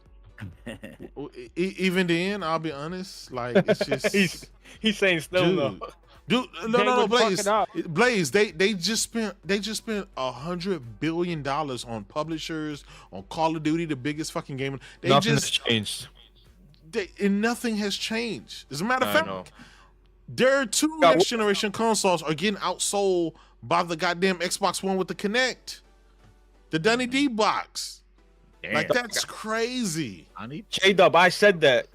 I had everybody on King Thrash, all these guys. I said, bro, could you have imagined a worser console generation than the Xbox One? Like, looking at everything, they shot themselves TV, Kinect, all this bullshit. Resolution. Oh, Resolution, it's crazy. And you have a worse generation. And it's just like, yo, I say this again, bro. Dom Matrick, like, yo, Phil Spencer needs to get the fuck out, bro. Like, somebody needs to change directions. Like, it might be too late, but you still gotta fucking try, bro. You gotta get away from this shit, bro. This is a slow bleed for Microsoft, and they got the money to stay afloat, but this is a slow bleed. Yeah, this is ridiculous. Did you notice you got promoted? All the yes people. So there's no way that's going to happen. It'll just be the next person who's going to take over. I'm telling you, the and do only just what reason Phil- why Phil is where he is because Satya doesn't know shit about anything with the word gaming in it. You He ain't has lying. no friggin' clue, dude. And that's why Phil is like his concierge going like, yo, what is this thing? Nintendo? No, it's an Xbox. Oh, it's an Xbox. What I got? Read the cue card. Phil gives him the cue cards.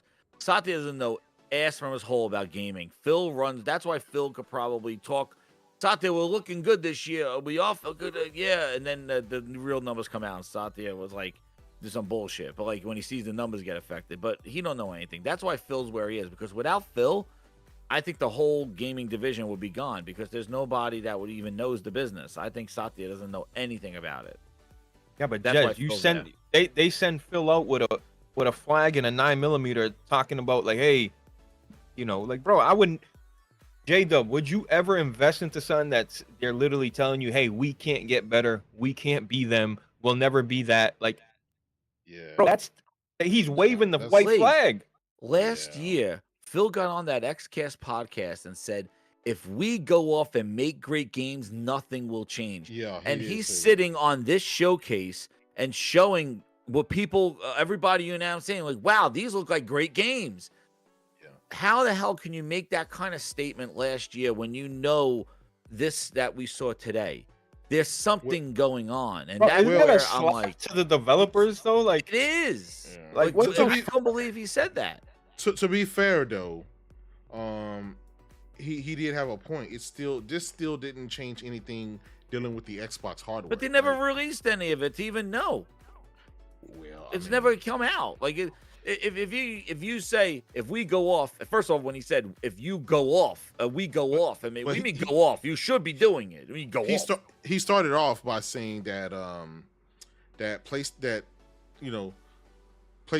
and Xbox are just too good at what they do. They're just too strong for them to, But how does that show confidence in what you're showing? Like, that's why I always go back and watch what they said in the past to what we know now. Seeing what they showed today and hearing how he spoke about his games last year, you would think that the guy is done. Like, the place is even in February, you would act like, yo, he doesn't have anything cooking. And then they just showed all this shit. But Jez, and I'm not trying to defend him, but just being honest, at Sony's weakest point, at PlayStation's weakest point in the PS3 era, right? They still couldn't beat Sony. So they basically had a 2-year head start. Their console was $200 cheaper, and PlayStation still came back and beat it, right? Even with all the hacks and everything else that happened. It's just like, Phil, he's not a dumb man. He knows, like, there is nothing they can do. If you spent $100 billion and it still put not a dent in anything, right? Then, I mean, he's just being honest. First off, but it's not just that. They've been in gaming for console sales and shit too. They've been in gaming for 24 years. They have been the ass end of gaming in 24 years. Yeah, but just because Sony wins doesn't mean that there's no place for Xbox to sell and be successful. So that's the thing. Like, you can't say, "Oh, well, we'll never beat PlayStation, so let's just not try." He's admitting defeat already. That it's just like because if I see my best generation, right? You just want to sell your product. If I look at the best generation that Xbox had, the 360 era, and then I look at the following generation that I was a part of, that I was basically in charge of, because remember, Donnie D left after 4 months. Everything else last gen was Phil. If I saw how that sucked in that field, and then I started this generation and it's doing worse than that one, what? Like, I'm just fucking like, dude, there's nothing I can do. And now, you can buy. He just dropped 3 new consoles. Well, I mean, but at higher prices than the ones that are not selling. Yeah, I'm gonna be honest. I don't this guy is on. Yeah, they're doing dumb shit. It makes no sense. Okay, let me ask you this. If you're never gonna beat them, then what the hell are you selling consoles that are not selling at $399? J-Dub, it is a travesty that they sold these consoles at the holiday for what, $250 for the Series S? Like, these consoles were like $139 for the Series S and $349 for the Series. And now you come back this holiday with ones that are $350 and $600 when you couldn't sell them last year at the fire sale. So let me ask you this. No clue. Let me ask you this. I want to be fair to Xbox and to Phil. I'm being fair. Each one of you. I'll starting with Blaze. Tell me what Microsoft could do to sell consoles like PlayStation and Nintendo. What could they do? Make exclusive games again. Okay, they tried that last generation. They launched with no, they didn't. Listen, they tried it for sure, but they didn't stick with it. They panicked. Yeah. They panicked. And rightly so, that they're seeing 2-1, 3-1. They're hearing all this news. People are complaining. But bro, look at PlayStation 3. I always go back to this shit. They were panicking too. They were going through it too. But they stuck with it. They put out good product, and people came back. People are like, nah. Look at PlayStation. They've always closed out the generation with a fucking heavy hitter and banger. Every generation, bro. Yeah. You gotta stick with it. You can't just say, "Oh, fuck it, we're going this direction." It's a losing mentality. That's 2016. Stick it out. Listen, you spend all this type of money. It don't make sense you spend all this type of money just for me to turn on my PlayStation, being able to play your game. It doesn't make fucking sense. It's a J-Dub, that's like me buying your house and you want to come still sleep over. Motherfucker, I got bought your house. Get out of here. Like, what the fuck? And no, J-Dub, if you look at what they showed today, you would go, why the hell did you spend $80 billion on Activision? They didn't need Exactly. Call of Duty after they didn't need that addendum of Call of Duty for 40. They didn't need Black Ops. What they showed today for what they were making, I think the ZeniMax deal was good for them. But like, look at what they made. I'm like, why would you go spend $80 billion if this is what you had in development? Unless there's something going on. So like the thing is that you can't just spend money and think like that's going to fix the problem. But Blaze is right. They gave up in 2016. After Halo, they gave up. So they didn't even try anymore. And after Halo and that Tomb Raider exclusive for 1 year, that's where Satya came in and Satya changed things around. Like, and Terry Myerson was there and all this bullshit excuses. They gave up and they lost their eye off of what it is. To sell Xboxes, you show the show that you showed today with more gameplay, with release dates, and say only coming to Xbox starting this holiday. You're going to start seeing these games. Hey, this is the games for the next year. These games all exclusive, coming day one to Xbox only, done. And that's how you sell consoles. You sell them with games. But they lost the prize, man. They've been talking about games and hopes and promises for 5 years, 6 years. Hey, Dub, can we listen, Jez? I don't want to cut you off, but like, No, I'm done. can we stop acting like there's some wizardry around this shit? It's always been that. Put out good product and people will come. That's it. It don't matter. Force people to buy your product. And if you don't have, if you're telling me I can get this work anywhere else, J-Dub, I'm not coming to get it from you. I'll go get it from Jez. What's the difference? Exactly. You know what I mean? You got to force people. You got to give people the incentive to come to play your fucking your console. Let me turn on let me have a reason to turn on this Xbox, bro. For real. That's always been that way. They've been talking about, especially when they're telling you not to. Well, yeah, and they've been talking about 2 billion gamers. They've been talking about them since 2016. Have you seen any of their games on NPDs? They've been putting these games on everything since 2017. It's been on cloud. It's on Samsung TVs. They're everywhere. Their cloud has not grown. The games don't chart. The games are not selling. Like, they are on everything because the problem is they focused on the people that don't give a shit about them and abandoned the people that did. And now they're stuck in between two different things. The people that believed in them now are having doubts, and the people that never cared about them still don't care about them. And now they are stuck now in the middle going, oh shit, well, we burnt bridges here. We didn't make any traction here. What do we do now? And then they looked over to PlayStation, Nintendo going, maybe you guys could bail us out with some stuff. That's where they are now. But they did this all to themselves because they took their eye off of the main thing, making great games for gamers to buy and giving people showing people why this is their brand and this is why they're here. And that's what it is. Because I don't like when people prioritize your own console sale. The whole point of the console is that it is a fixed environment of hardware and software that you co-develop. Just like how Apple operates. You build that's why the iPad is so insurmountable, no matter how many friggin' Android tablets they can make with folding screens and all this other bullshit. Nothing's beating the optimization of an iPad. Same thing with a Mac. The battery life is untapped. No matter how Intel and AMD want to flex their processes, the software and hardware, there is a special thing there. And that's why these consoles and first party exists. You use your software to take advantage of your hardware. And Microsoft never did that. They never cared to, or they stopped. And the purpose of it, you can't say Xbox is the place to play the games, but if you don't have one, you could play them here as well. And it's like, fuck, what do you want? Then thanks. Their own Game Pass commercial on Friday said no console required again. That's what I mean. You can't deprioritize your own console sales and then say, oh, why aren't we selling games? Because you're telling people not to buy your shit. Exactly. And also, just like she said, she dropped these consoles. And then after she dropped the consoles, the next sentence out of her mouth was like, and we believe that you could play on your PC and your cloud. And well, who's running out to go spend $600 and pre-order an Xbox now? You just said, I don't even need the thing that you just sold me, that you just talked about. And that's the problem that they have.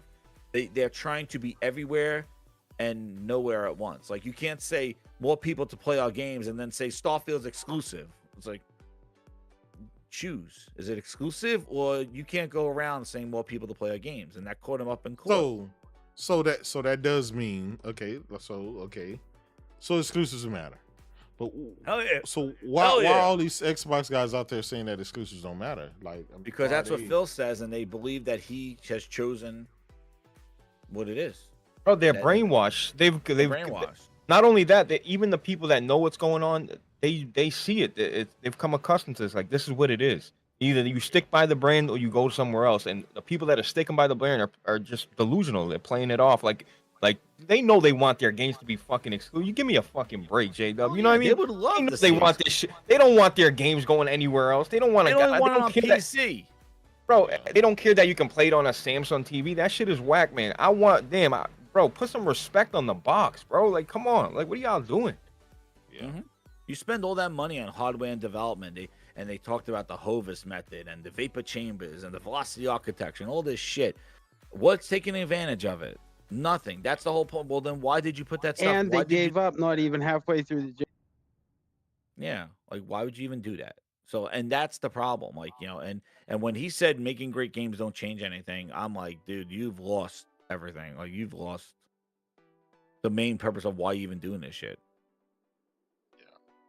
Well, I mean, he's the CEO of Xbox or president or whatever he was promoted to, and that's how he feel, and that's the direction he's pushing. Do y'all think that that's going to change anything? I mean, clearly we know the direction he's going in now, so Multi-platform.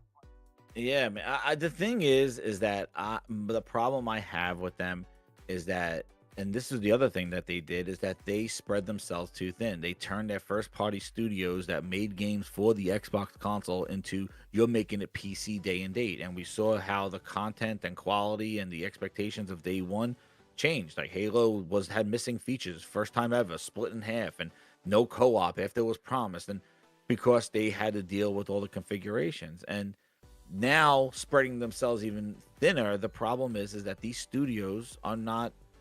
And even the stuff that they shown today, like, you know, are we seeing progress to this stuff? We don't really get progress reports on these games. They go dark. You know, Perfect Dark, speaking about it, it was announced in 2019 at Game Awards. And they're like, now 2024, they showed that? Dude, they should show a full-ass playthrough of Mission 1 by now. They announced the game in 2019, and we got something where it was in-game footage and cinematics of Perfect Dark. And it's like, okay, you know, from 5 years later, like and we're getting help after yeah. So it's the same thing with Undead Labs. So like, are these games in trouble? And they just kind of put this facade of CGI in cinematics and things like that of what the developer's vision is going to be for the game. That's why my major point was it was a great show, but they need to deliver, because the deliver part of it has been the thing that has hurt them. And that's the other problem. Nobody has confidence in them delivering on what they promised. And that's another reason why people are reluctant to continue to invest in their stuff. They need to Like, show yeah. off their games like Star Wars Outlaws did. You know what I mean? Yeah. Well, look at last They year. showed off that game really well. Yeah, dude. Look at last year. How come they compared, even with Starfield, cuts and swipes and really, like, that whole thing, they were hiding all the loading screens. And then meanwhile, Ubisoft, which I say never go full Ubisoft, because their games are $70, $150 day one, and in 2 weeks they drop down to $70. Hey, no Ubisoft slander over here, bro. No, what? No, dude. Don't go full Ubisoft. Listen, man. I fuck with Ubisoft. J-Dub knows this, man. That's Day I one? actually No, like Skull and Blaze, don't tell me you're day I one like Skull and Ubisoft. Bones. I like Listen. Skull and Bones. You go full. Whoa, I'm not saying like Skull and Bones. go to bed. Oh Yeah, man, yeah. we got But full listen, full Ubisoft. I might be saying it because I'm genuine, or I might No, be but saying Star it Wars looks because, good though. I might go full Ubisoft for that one. bro, Ubisoft got a lot of IPs that I still like and adore, man. You know, it is what it is, bro. Like, I like their IPs. I I'm mean, playing Splinter Cell, all the Rainbow Far Six, Cry. Splinter Cell, that Ghost needs to come back. Recons. I mean, Bro, I let's- think Yo, Graw, holy shit, they got to bring that back. yeah. Bro, like J-Dub just said, Splinter Cell. When that game is being Oh my made, God, I love Splinter when that Cell. hits, it's gonna hit, bro. All the Yeah. Ghost Recons, if they went ups and downs, they've made off Future Soldier, all that shit, right? Rainbow Oh Six. my God, Future Soldier, holy shit.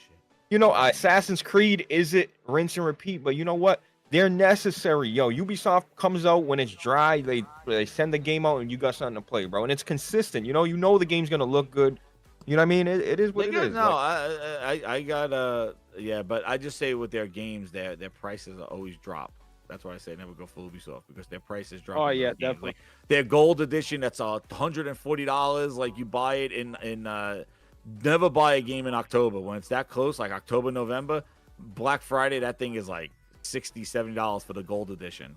That's what I mean by don't go for Ubisoft. No, I was saying I'm trying to get my Ubi. Listen, man, they gave me Prince of Persia, so I'm trying to eat these little indie games, and then hopefully I'm eating some good Ubisoft at the end. You know what I mean? Down the line. So I'm trying to play it. I tell you, man, Shadows looks good. Shadows looks good. Yeah, we'll see. That last year's Assassin's Creed, like, did you like it? Because I don't think it hit that hard last year's Assassin's Creed. Listen, I'll be real. All the people that cried.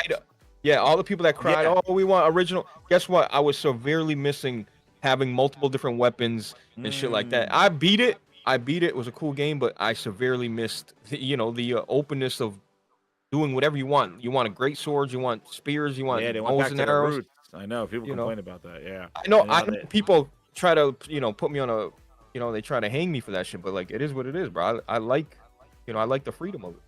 Sure. Yeah. But yeah, like I would just say that they, Ubisoft stuff, like they, what about Pandora? I didn't play Pandora. I didn't play that shit. Pandora Tomorrow, the Avatar. I played it. I didn't get very far with it, but it was, whatever. Yeah, it's like with PlayStation. Not every game gonna hit. Oh yeah, definitely. Or you like what's a PlayStation game you don't like? It don't matter, JW. You ain't playing it. It don't matter if it's a first party or not. Like, is that like? Do you guys feel that way? Because just because I got a PlayStation logo doesn't mean I'm gonna like it or play it. You know what I mean? That's just how I am. Yeah, that's true. I mean, you got to first you got to be interested in the game, and then it has to be worthwhile for I'm not big into Souls like. Listen, I'll be honest. I know people was screaming and crying about was it Japan Studio or some of the studios that the one that made Bloodborne, Gravity Rush Gravity Rush. When Sony closed them studios down, I look back and I be like, dude, I honestly never cared about any of them games. And I know people crying and screaming, oh my God, it's like, dude, clearly they closed it because you, me, and nobody else wouldn't buy the shit. Those games flopped. Like they weren't working on enough. Listen, it's okay, game, bro. It is what it is. Yeah, that's what I'm saying. Like, and then they closed the studio. The London studio. Yeah, they could have. They could have did something. What was that VR game they made? I forgot what it was. Yeah, but that was way back on the fucking PlayStation 1. I mean, PSVR 1. That's so long ago. And if you're trying to get your money right and invest it in shit that actually sells and stuff that gamers are asking for today, you don't worry about back then and what people cared about back then, because clearly they didn't. I always say that I say nostalgia is a hell of a drug. Because very, very seldom will a nostalgia type game ever redo what it ever did. It's hard to get those. This is why Gears 5, right, as good as it was. This is why Halo Infinite, as whatever it was. This is why Forza. It's hard to get those glory days back after a game has been out. Once people lose interest, it's hard to get that back. It's just it literally is hard to get that back. And so. Listen, if they close it down, they close it down for a reason. Let's just move on with the new shit. Spencer. Yeah, but not always. Wild, man. I know it's not always the case, but you're right. It's not always the case, but most of the time, it is for a reason. You're right. Yeah. So I look back at that because they're not gonna. Now Microsoft will do that, right? Look at Hi-Fi Rush. They'll close the studio where the game did well, was well received and everything. But that's crazy. Not Sony's MO. Sony don't close and then come out the next day and say, "Hey, we need more games like Hi-Fi Rush." Exactly. So I think I'm not for closing studios and stuff like that. But sometimes it just makes business sense, especially when you don't have Microsoft's trillions of dollars. You know what I'm saying? And we have to look at it from that standpoint. Sony don't have that type of money. We heard about that shit. He's like, you got to run a business in order to be successful. So you telling me you had to shut down little old Tango Gameworks to like keep Xbox alive. Like, yo, I mean, like that's insane. After all the years they said they wanted a foothold in Japan, they Yeah. finally get it, and they fucking shut them down. Like, what the fuck? I played his video yesterday of his interview with Tango, like how he used them to like try to get leverage in Japan. Like, I can't believe it. That's what those decisions you need to make to leverage. Like, yo, you got what the hell, man? There's some studios sitting out there and things that like, what are you doing? Like, I'm just. It don't matter what they're doing. Xbox. Like I said the other day, they could get an Xbox, package it with crab ragoons. Ain't nobody buying that shit over there, bro. I'm telling you right now. Bro. Yeah, it doesn't. It don't matter what kind of things that they do. The thing that interests me is the handheld device, because Japanese, they love like the tablet games and shit like that. But it's like the problem. How are you gonna buy? Jez, where's the confidence for you to go buy an Xbox device? Some dude's like, oh, Asus. I'm like, bro, there's a ROG Ally. There's Game Pass on that. You got Steam. Like, oh well, Xbox is the bigger brand. If I see an Xbox handheld and I see Asus, I'm going with Xbox because it's the well-known brand. It's like, bro, what? It's like, no. The problem, and like Asus and stuff, they're all like they're. First off, the thing is Xbox portables. Like if they're looking at these prices right now, what they're putting these consoles in, these consoles are not going down; they're going up. We're not getting mid-gen, well, not mid-gen refreshes, but we're not getting kind of like the traditional kind of the Xbox gets slimmer, like an Xbox Slim, where the prices go down. Like these prices are going up. What the hell does a portable Xbox do? Like I have the Legion Go, I had the Asus ROG Ally, I had a Steam Deck. The problem with these devices that run natively is that they need to have a competent chip, and these things are not going to sell for $200 or $300 unless they put in they make it cloud powered or something like that, like a portal that could stream or something like that. Because if you're putting you want to play native AAA or Steam games on there, it has to run that Zen 1 processor. Like it has to at least be $500 at least over just 500, for that. Yeah. And then on top of that, you got to worry about battery life, and that's what and if look at what they just did with the Asus ROG 2. The price of that thing is $700. It's not a Zen 2 chip, it's a Zen 1 chip. They just increased the battery life, but holographic they just did a little tweaking. I think they fixed themselves because of the stupid SD card. That's why I got rid of it. It burnt mine up. But they basically just gave you a refreshed hardware with the same internals and price $700. So that tells you right now that the prices of these things are not going down. So an Xbox native device, shit, unless Microsoft's going to eat the whole cost of it, I can't see them putting it under $500, $400. Well, people are like, "Oh, Blaze, you made a front of cloud gaming, and you bought a Portal." It's like, bro, Portal's not cloud though. Right, but you know what I mean. But like, he's like, when you look at the Portal, dog, they put a screen. You got a whole DualSense there. It's like, it's $200, bro. Like, have you gone out to eat lately? Have you gone out to eat lately, dog? Like, what are we talking about? That's why it's so successful, because it was priced right. Like, that's why you look at, what was that? The G Cloud, $350. The thing ran Android and played cloud games on it, and that's what it was. It was the G Cloud for $350. That thing was priced ridiculously. I bought it. I bought it day one. I still have it. I'll be honest. I played it for a little bit. It's just, it wasn't what I'll be honest. It's really xCloud. You can get a cell phone that runs better than that. It was xCloud. Emulators on. Yeah, xCloud is just horrible. But that's the Microsoft way. We'll get Logitech to make a device, use Android, and then we'll slap Game Pass on it. And it's like, I'm gonna be honest. I don't think they're handheld. I don't think it's going to be a native device, and the reason behind that is for cost, because of cost. Cloud hybrid, and then for two is because that console won't be able to play the next Xbox or whatever. I don't think it'll be able to play Gears of War E-Day. You know what I'm saying? I just don't. Yeah, a native device, it just won't. Right, J-Dub? And if you're looking at the S is the most popular Xbox, apparently. They already having issues running that, yeah. And look at the games that they're showing. They showed very kind of mature with like in rendering, like these are very fancy looking games. you would think, hey, if we are going to the cloud or we are gearing to an S or to a portable, why are they like are these games really going to be running natively on that? Because honestly, what they showed today, whether it's CGI or in-engine, the way the graphics look, they're not cartoony looking graphics that you would think if we're going to go with a Portal or an S or a weaker device, that you'll get more of Sea of Thieves looking ones, more Pentiment looking ones. You'll get that kind of look. We weren't seeing that today. So this kind of look, what is they're running on S's, they're running on portable devices. Like you would think, you know, how they gonna do it. And that cloud hybrid, who the hell knows what that shit is, dude? I have no like what's it gonna do? Run assets, it's gonna download some assets of the game, but then stream most of it. I don't know. Like I have no clue. Well, no, I said that because that's what they're using for their cloud shit. They have their own silicon that they've been making with ARM. So then they don't have any development costs, and they could put it in a controller and make a little $200 stick device and all that shit, and it's nothing. You know what I mean? Yeah. I don't know. Look, there's only like 22, 23 million Xboxes out in the wild.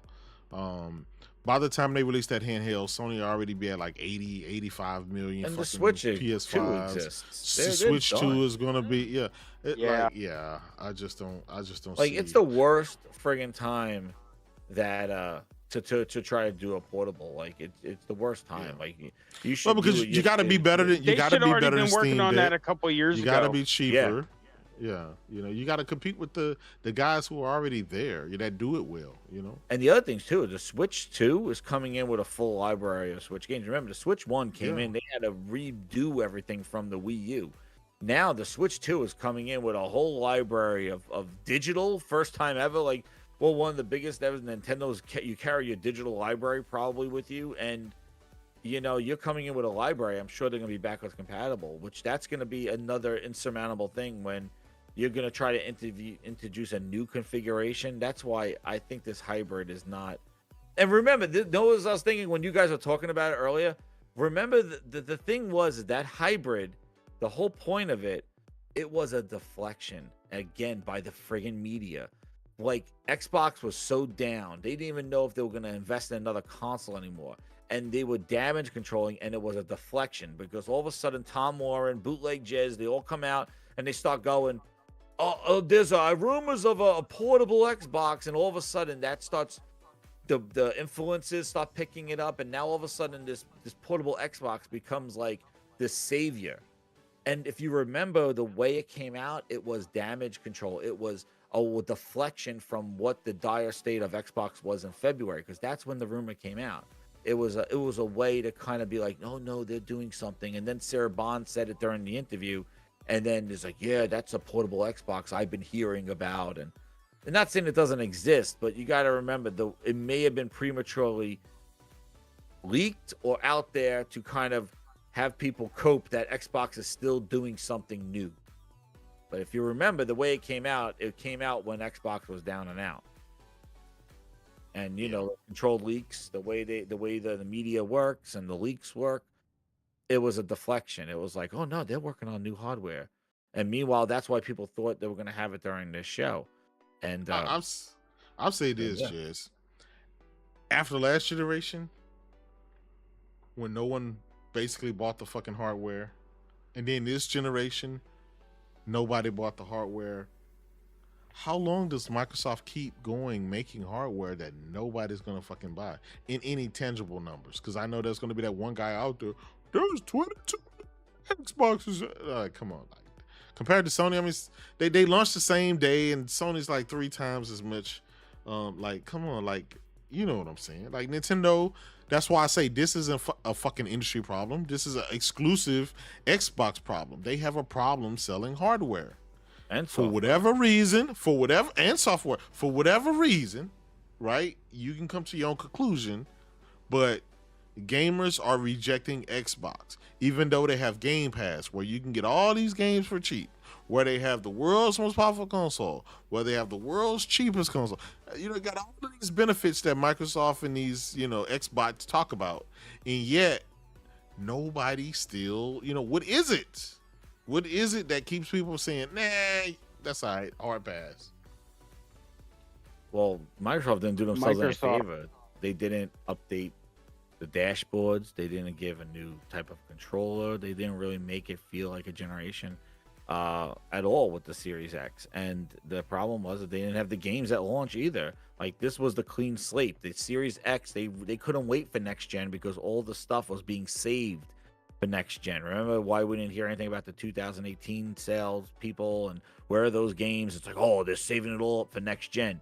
Next gen came and we're in the middle of it and still haven't seen them.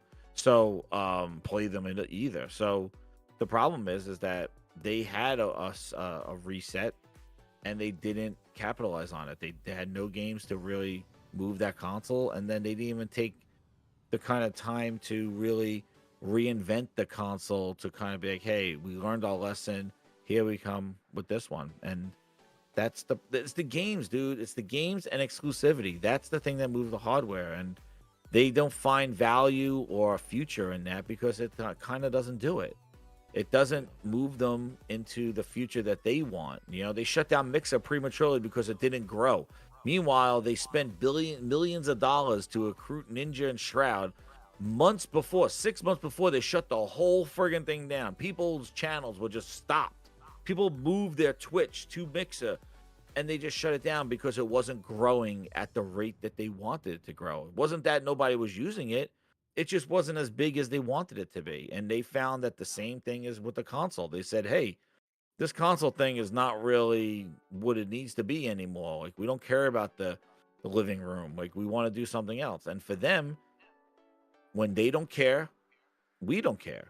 And they've shown that. They don't And care. Jez, you know what that is right there? It's disrespectful because you see all these attempts. You see all these attempts by Microsoft. It's almost like they're like hoping something grab. You know what I mean? And then, you know, it's just like it's a quick money fix for them. Like, oh, if Mixer takes off, we'll make money. Oh, it's losing money. All right, pull the plug. Mhm. Like, it's just like, damn, bro. It's like, believe in your own fucking product, dog. Yeah, exactly. Just believe in quality games and delivering a quality product, and stop trying to pussyfoot goddamn Microsoft's vision into the thing and just make it for what it is, and it'll be the success. And then they did it with the 360. They started adding Microsoft isms to it, but they first started with the most important part, which was the games and the console. And you got to get the trust and foot in the door. Then you add stuff. Like, that's what I said. Like, if they would have delivered to their core audience and then started putting their shit on other platforms or other like PC and cloud, and that, I don't think it would have been as devastating as they tried to do it as fast and quickly as possible, and the game suffered from it. The games did not have the expectations that were met, and because that you're putting it all over the place. He said that the console of the game, Xbox gamer, is the same as the PC gamer, is the same as a mobile gamer. I'm like, no, they're not, dude. Nobody wants to play Gears on a 5-inch screen phone with touch controls. Like, that's not the same customer. And they learned. They learned when the cloud didn't grow. They learned that, hey, Phil said it on the road, and Sarah Bond said it. Oh, it turns out that the cloud doesn't really, the people that really don't want to play these games on cloud. That's why they bought Activision, because they want to play Candy Crush. And the only way they're going to get Candy Crush is if they buy the publisher, and now they own Candy Crush, because they weren't going to make a Candy Crush. So that's why they pivoted, because the cloud, they found out. Nobody wants to play Halo Infinite with touch controls. Shout out to 918 eTools for becoming a subscriber. I appreciate you, man. I appreciate every one of you guys for all your support and stuff like that. Man, we picked about 310 viewers. Yeah, that for like tonight. button. Yeah, you know what I'm saying. I tried to super chat you. What's going on there? Like, why couldn't I? I didn't monetize it. I didn't monetize the show. I'll start back. I'll start back monetizing. Come on, bro. I'm trying to drop the bag on the home. I know. Hey, you know, a lot of times I just go lie. I just, you know. Jay, trust me. I know. You got to put in I know. Xbox Fund. Yeah, G-Dub's Galaxy Sparkle Edition Xbox. Bro, can I ask? Well, Jez already took care of me, but can I get you guys on the show Saturday? Like, can I do that, please? Can J-Dub join my show? Like, this is a guy. I like 8 people in this community got my number. He's one of them. Come on, bro. Pull up. Both of y'all pull up. All 3. I don't give a shit. There. You know what I mean? I'm there. Yeah, I'll be there. Say the word. You know I'm there. Yeah, man. Yeah. I think I could do Saturday. You want me? Let me know. I jumped on that last time. I've been busy on the Saturday, but I think I could do it this Saturday. Yeah. Please. That's all I please. I just Jez, I had you on, but J-Double, like I've been asking him, it's like then things don't line up. Like I'll be asking, yo, you busy? I'm at my graduation, this, like so I'm asking him. I want to get my guy. I'm there. Saturday, I'm there. All right, bet. Say less. I'm there. Porter Rock anyway, man. He took the Mavericks. I said, Porter Rock. I know you from Dallas too. Man. Are you from Dallas? No, you're not from Dallas, right? No, I'm from Houston. Houston. My family's from Dallas. Yeah, I grew up in Dallas, but yeah. So the Celtics, he about to owe me a nice, a nice fat game, man. Oh man. Listen, we've been live for 2 hours and 30 minutes. I thought it would be a great time for me to go live and for us to tell you our thoughts on the showcase and what's going on. And we didn't know Phil Spencer was going to go out there and interview with Ryan McCaffrey and drop the bomb as usual, as he normally do. They're attacking him. They say every time Phil speaks, it'll be some positive news. And every time Phil speaks, in that video was hilarious. His face, the look on his face was, he got red instantly. I think he pulled on the full Shaggy. He's like, zoinks.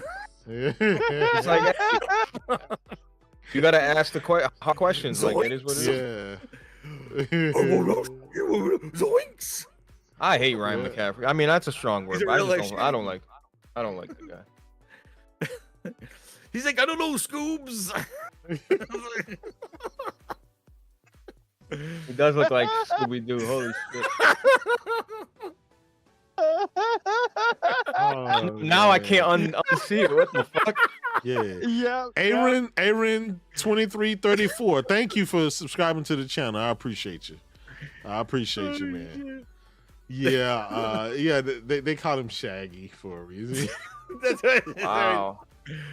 Zoinks. Yeah, you fucked me up with that. I can't unsee it now. Like this is bad. Yeah. Wow. Yeah. You gotta know, Scoobs looks like Phil's screwing us. Zoinks. Oh, Shaggy. Oh, I think you said all slate. Oh, man. Anyway, man, we're about to get out of here. I thank you guys for rocking out with us. You guys, go ahead, Blaze. Tell them where to find you, man, so they can go over there and subscribe. Yeah, and absolutely. They definitely gonna tune in next Saturday. Oh, absolutely, bro. Yeah, shout out to the chat. Shout out to everybody on the panel. I appreciate it. Solid cast every Saturday night, 9 o'clock Eastern. Make sure y'all pull up. We're gonna have a great show, bro. Appreciate it. Definitely. Y'all be sure to go over there. Also follow him on Twitter at Blaze_4K, right? Or is it just okay? Got it. Got it. Jez, go ahead and plug your channel, man. Tell them where to find you, and so you guys can go over there and subscribe as well. Yo, great show. Yo, thank you for letting me on, man. This is the first time I came on the J-Dub show. Yeah, I think so. Maybe I've been before, but yeah, thank you for the invite, man. And so Gaming Grindhouse on Monday nights at 8 o'clock.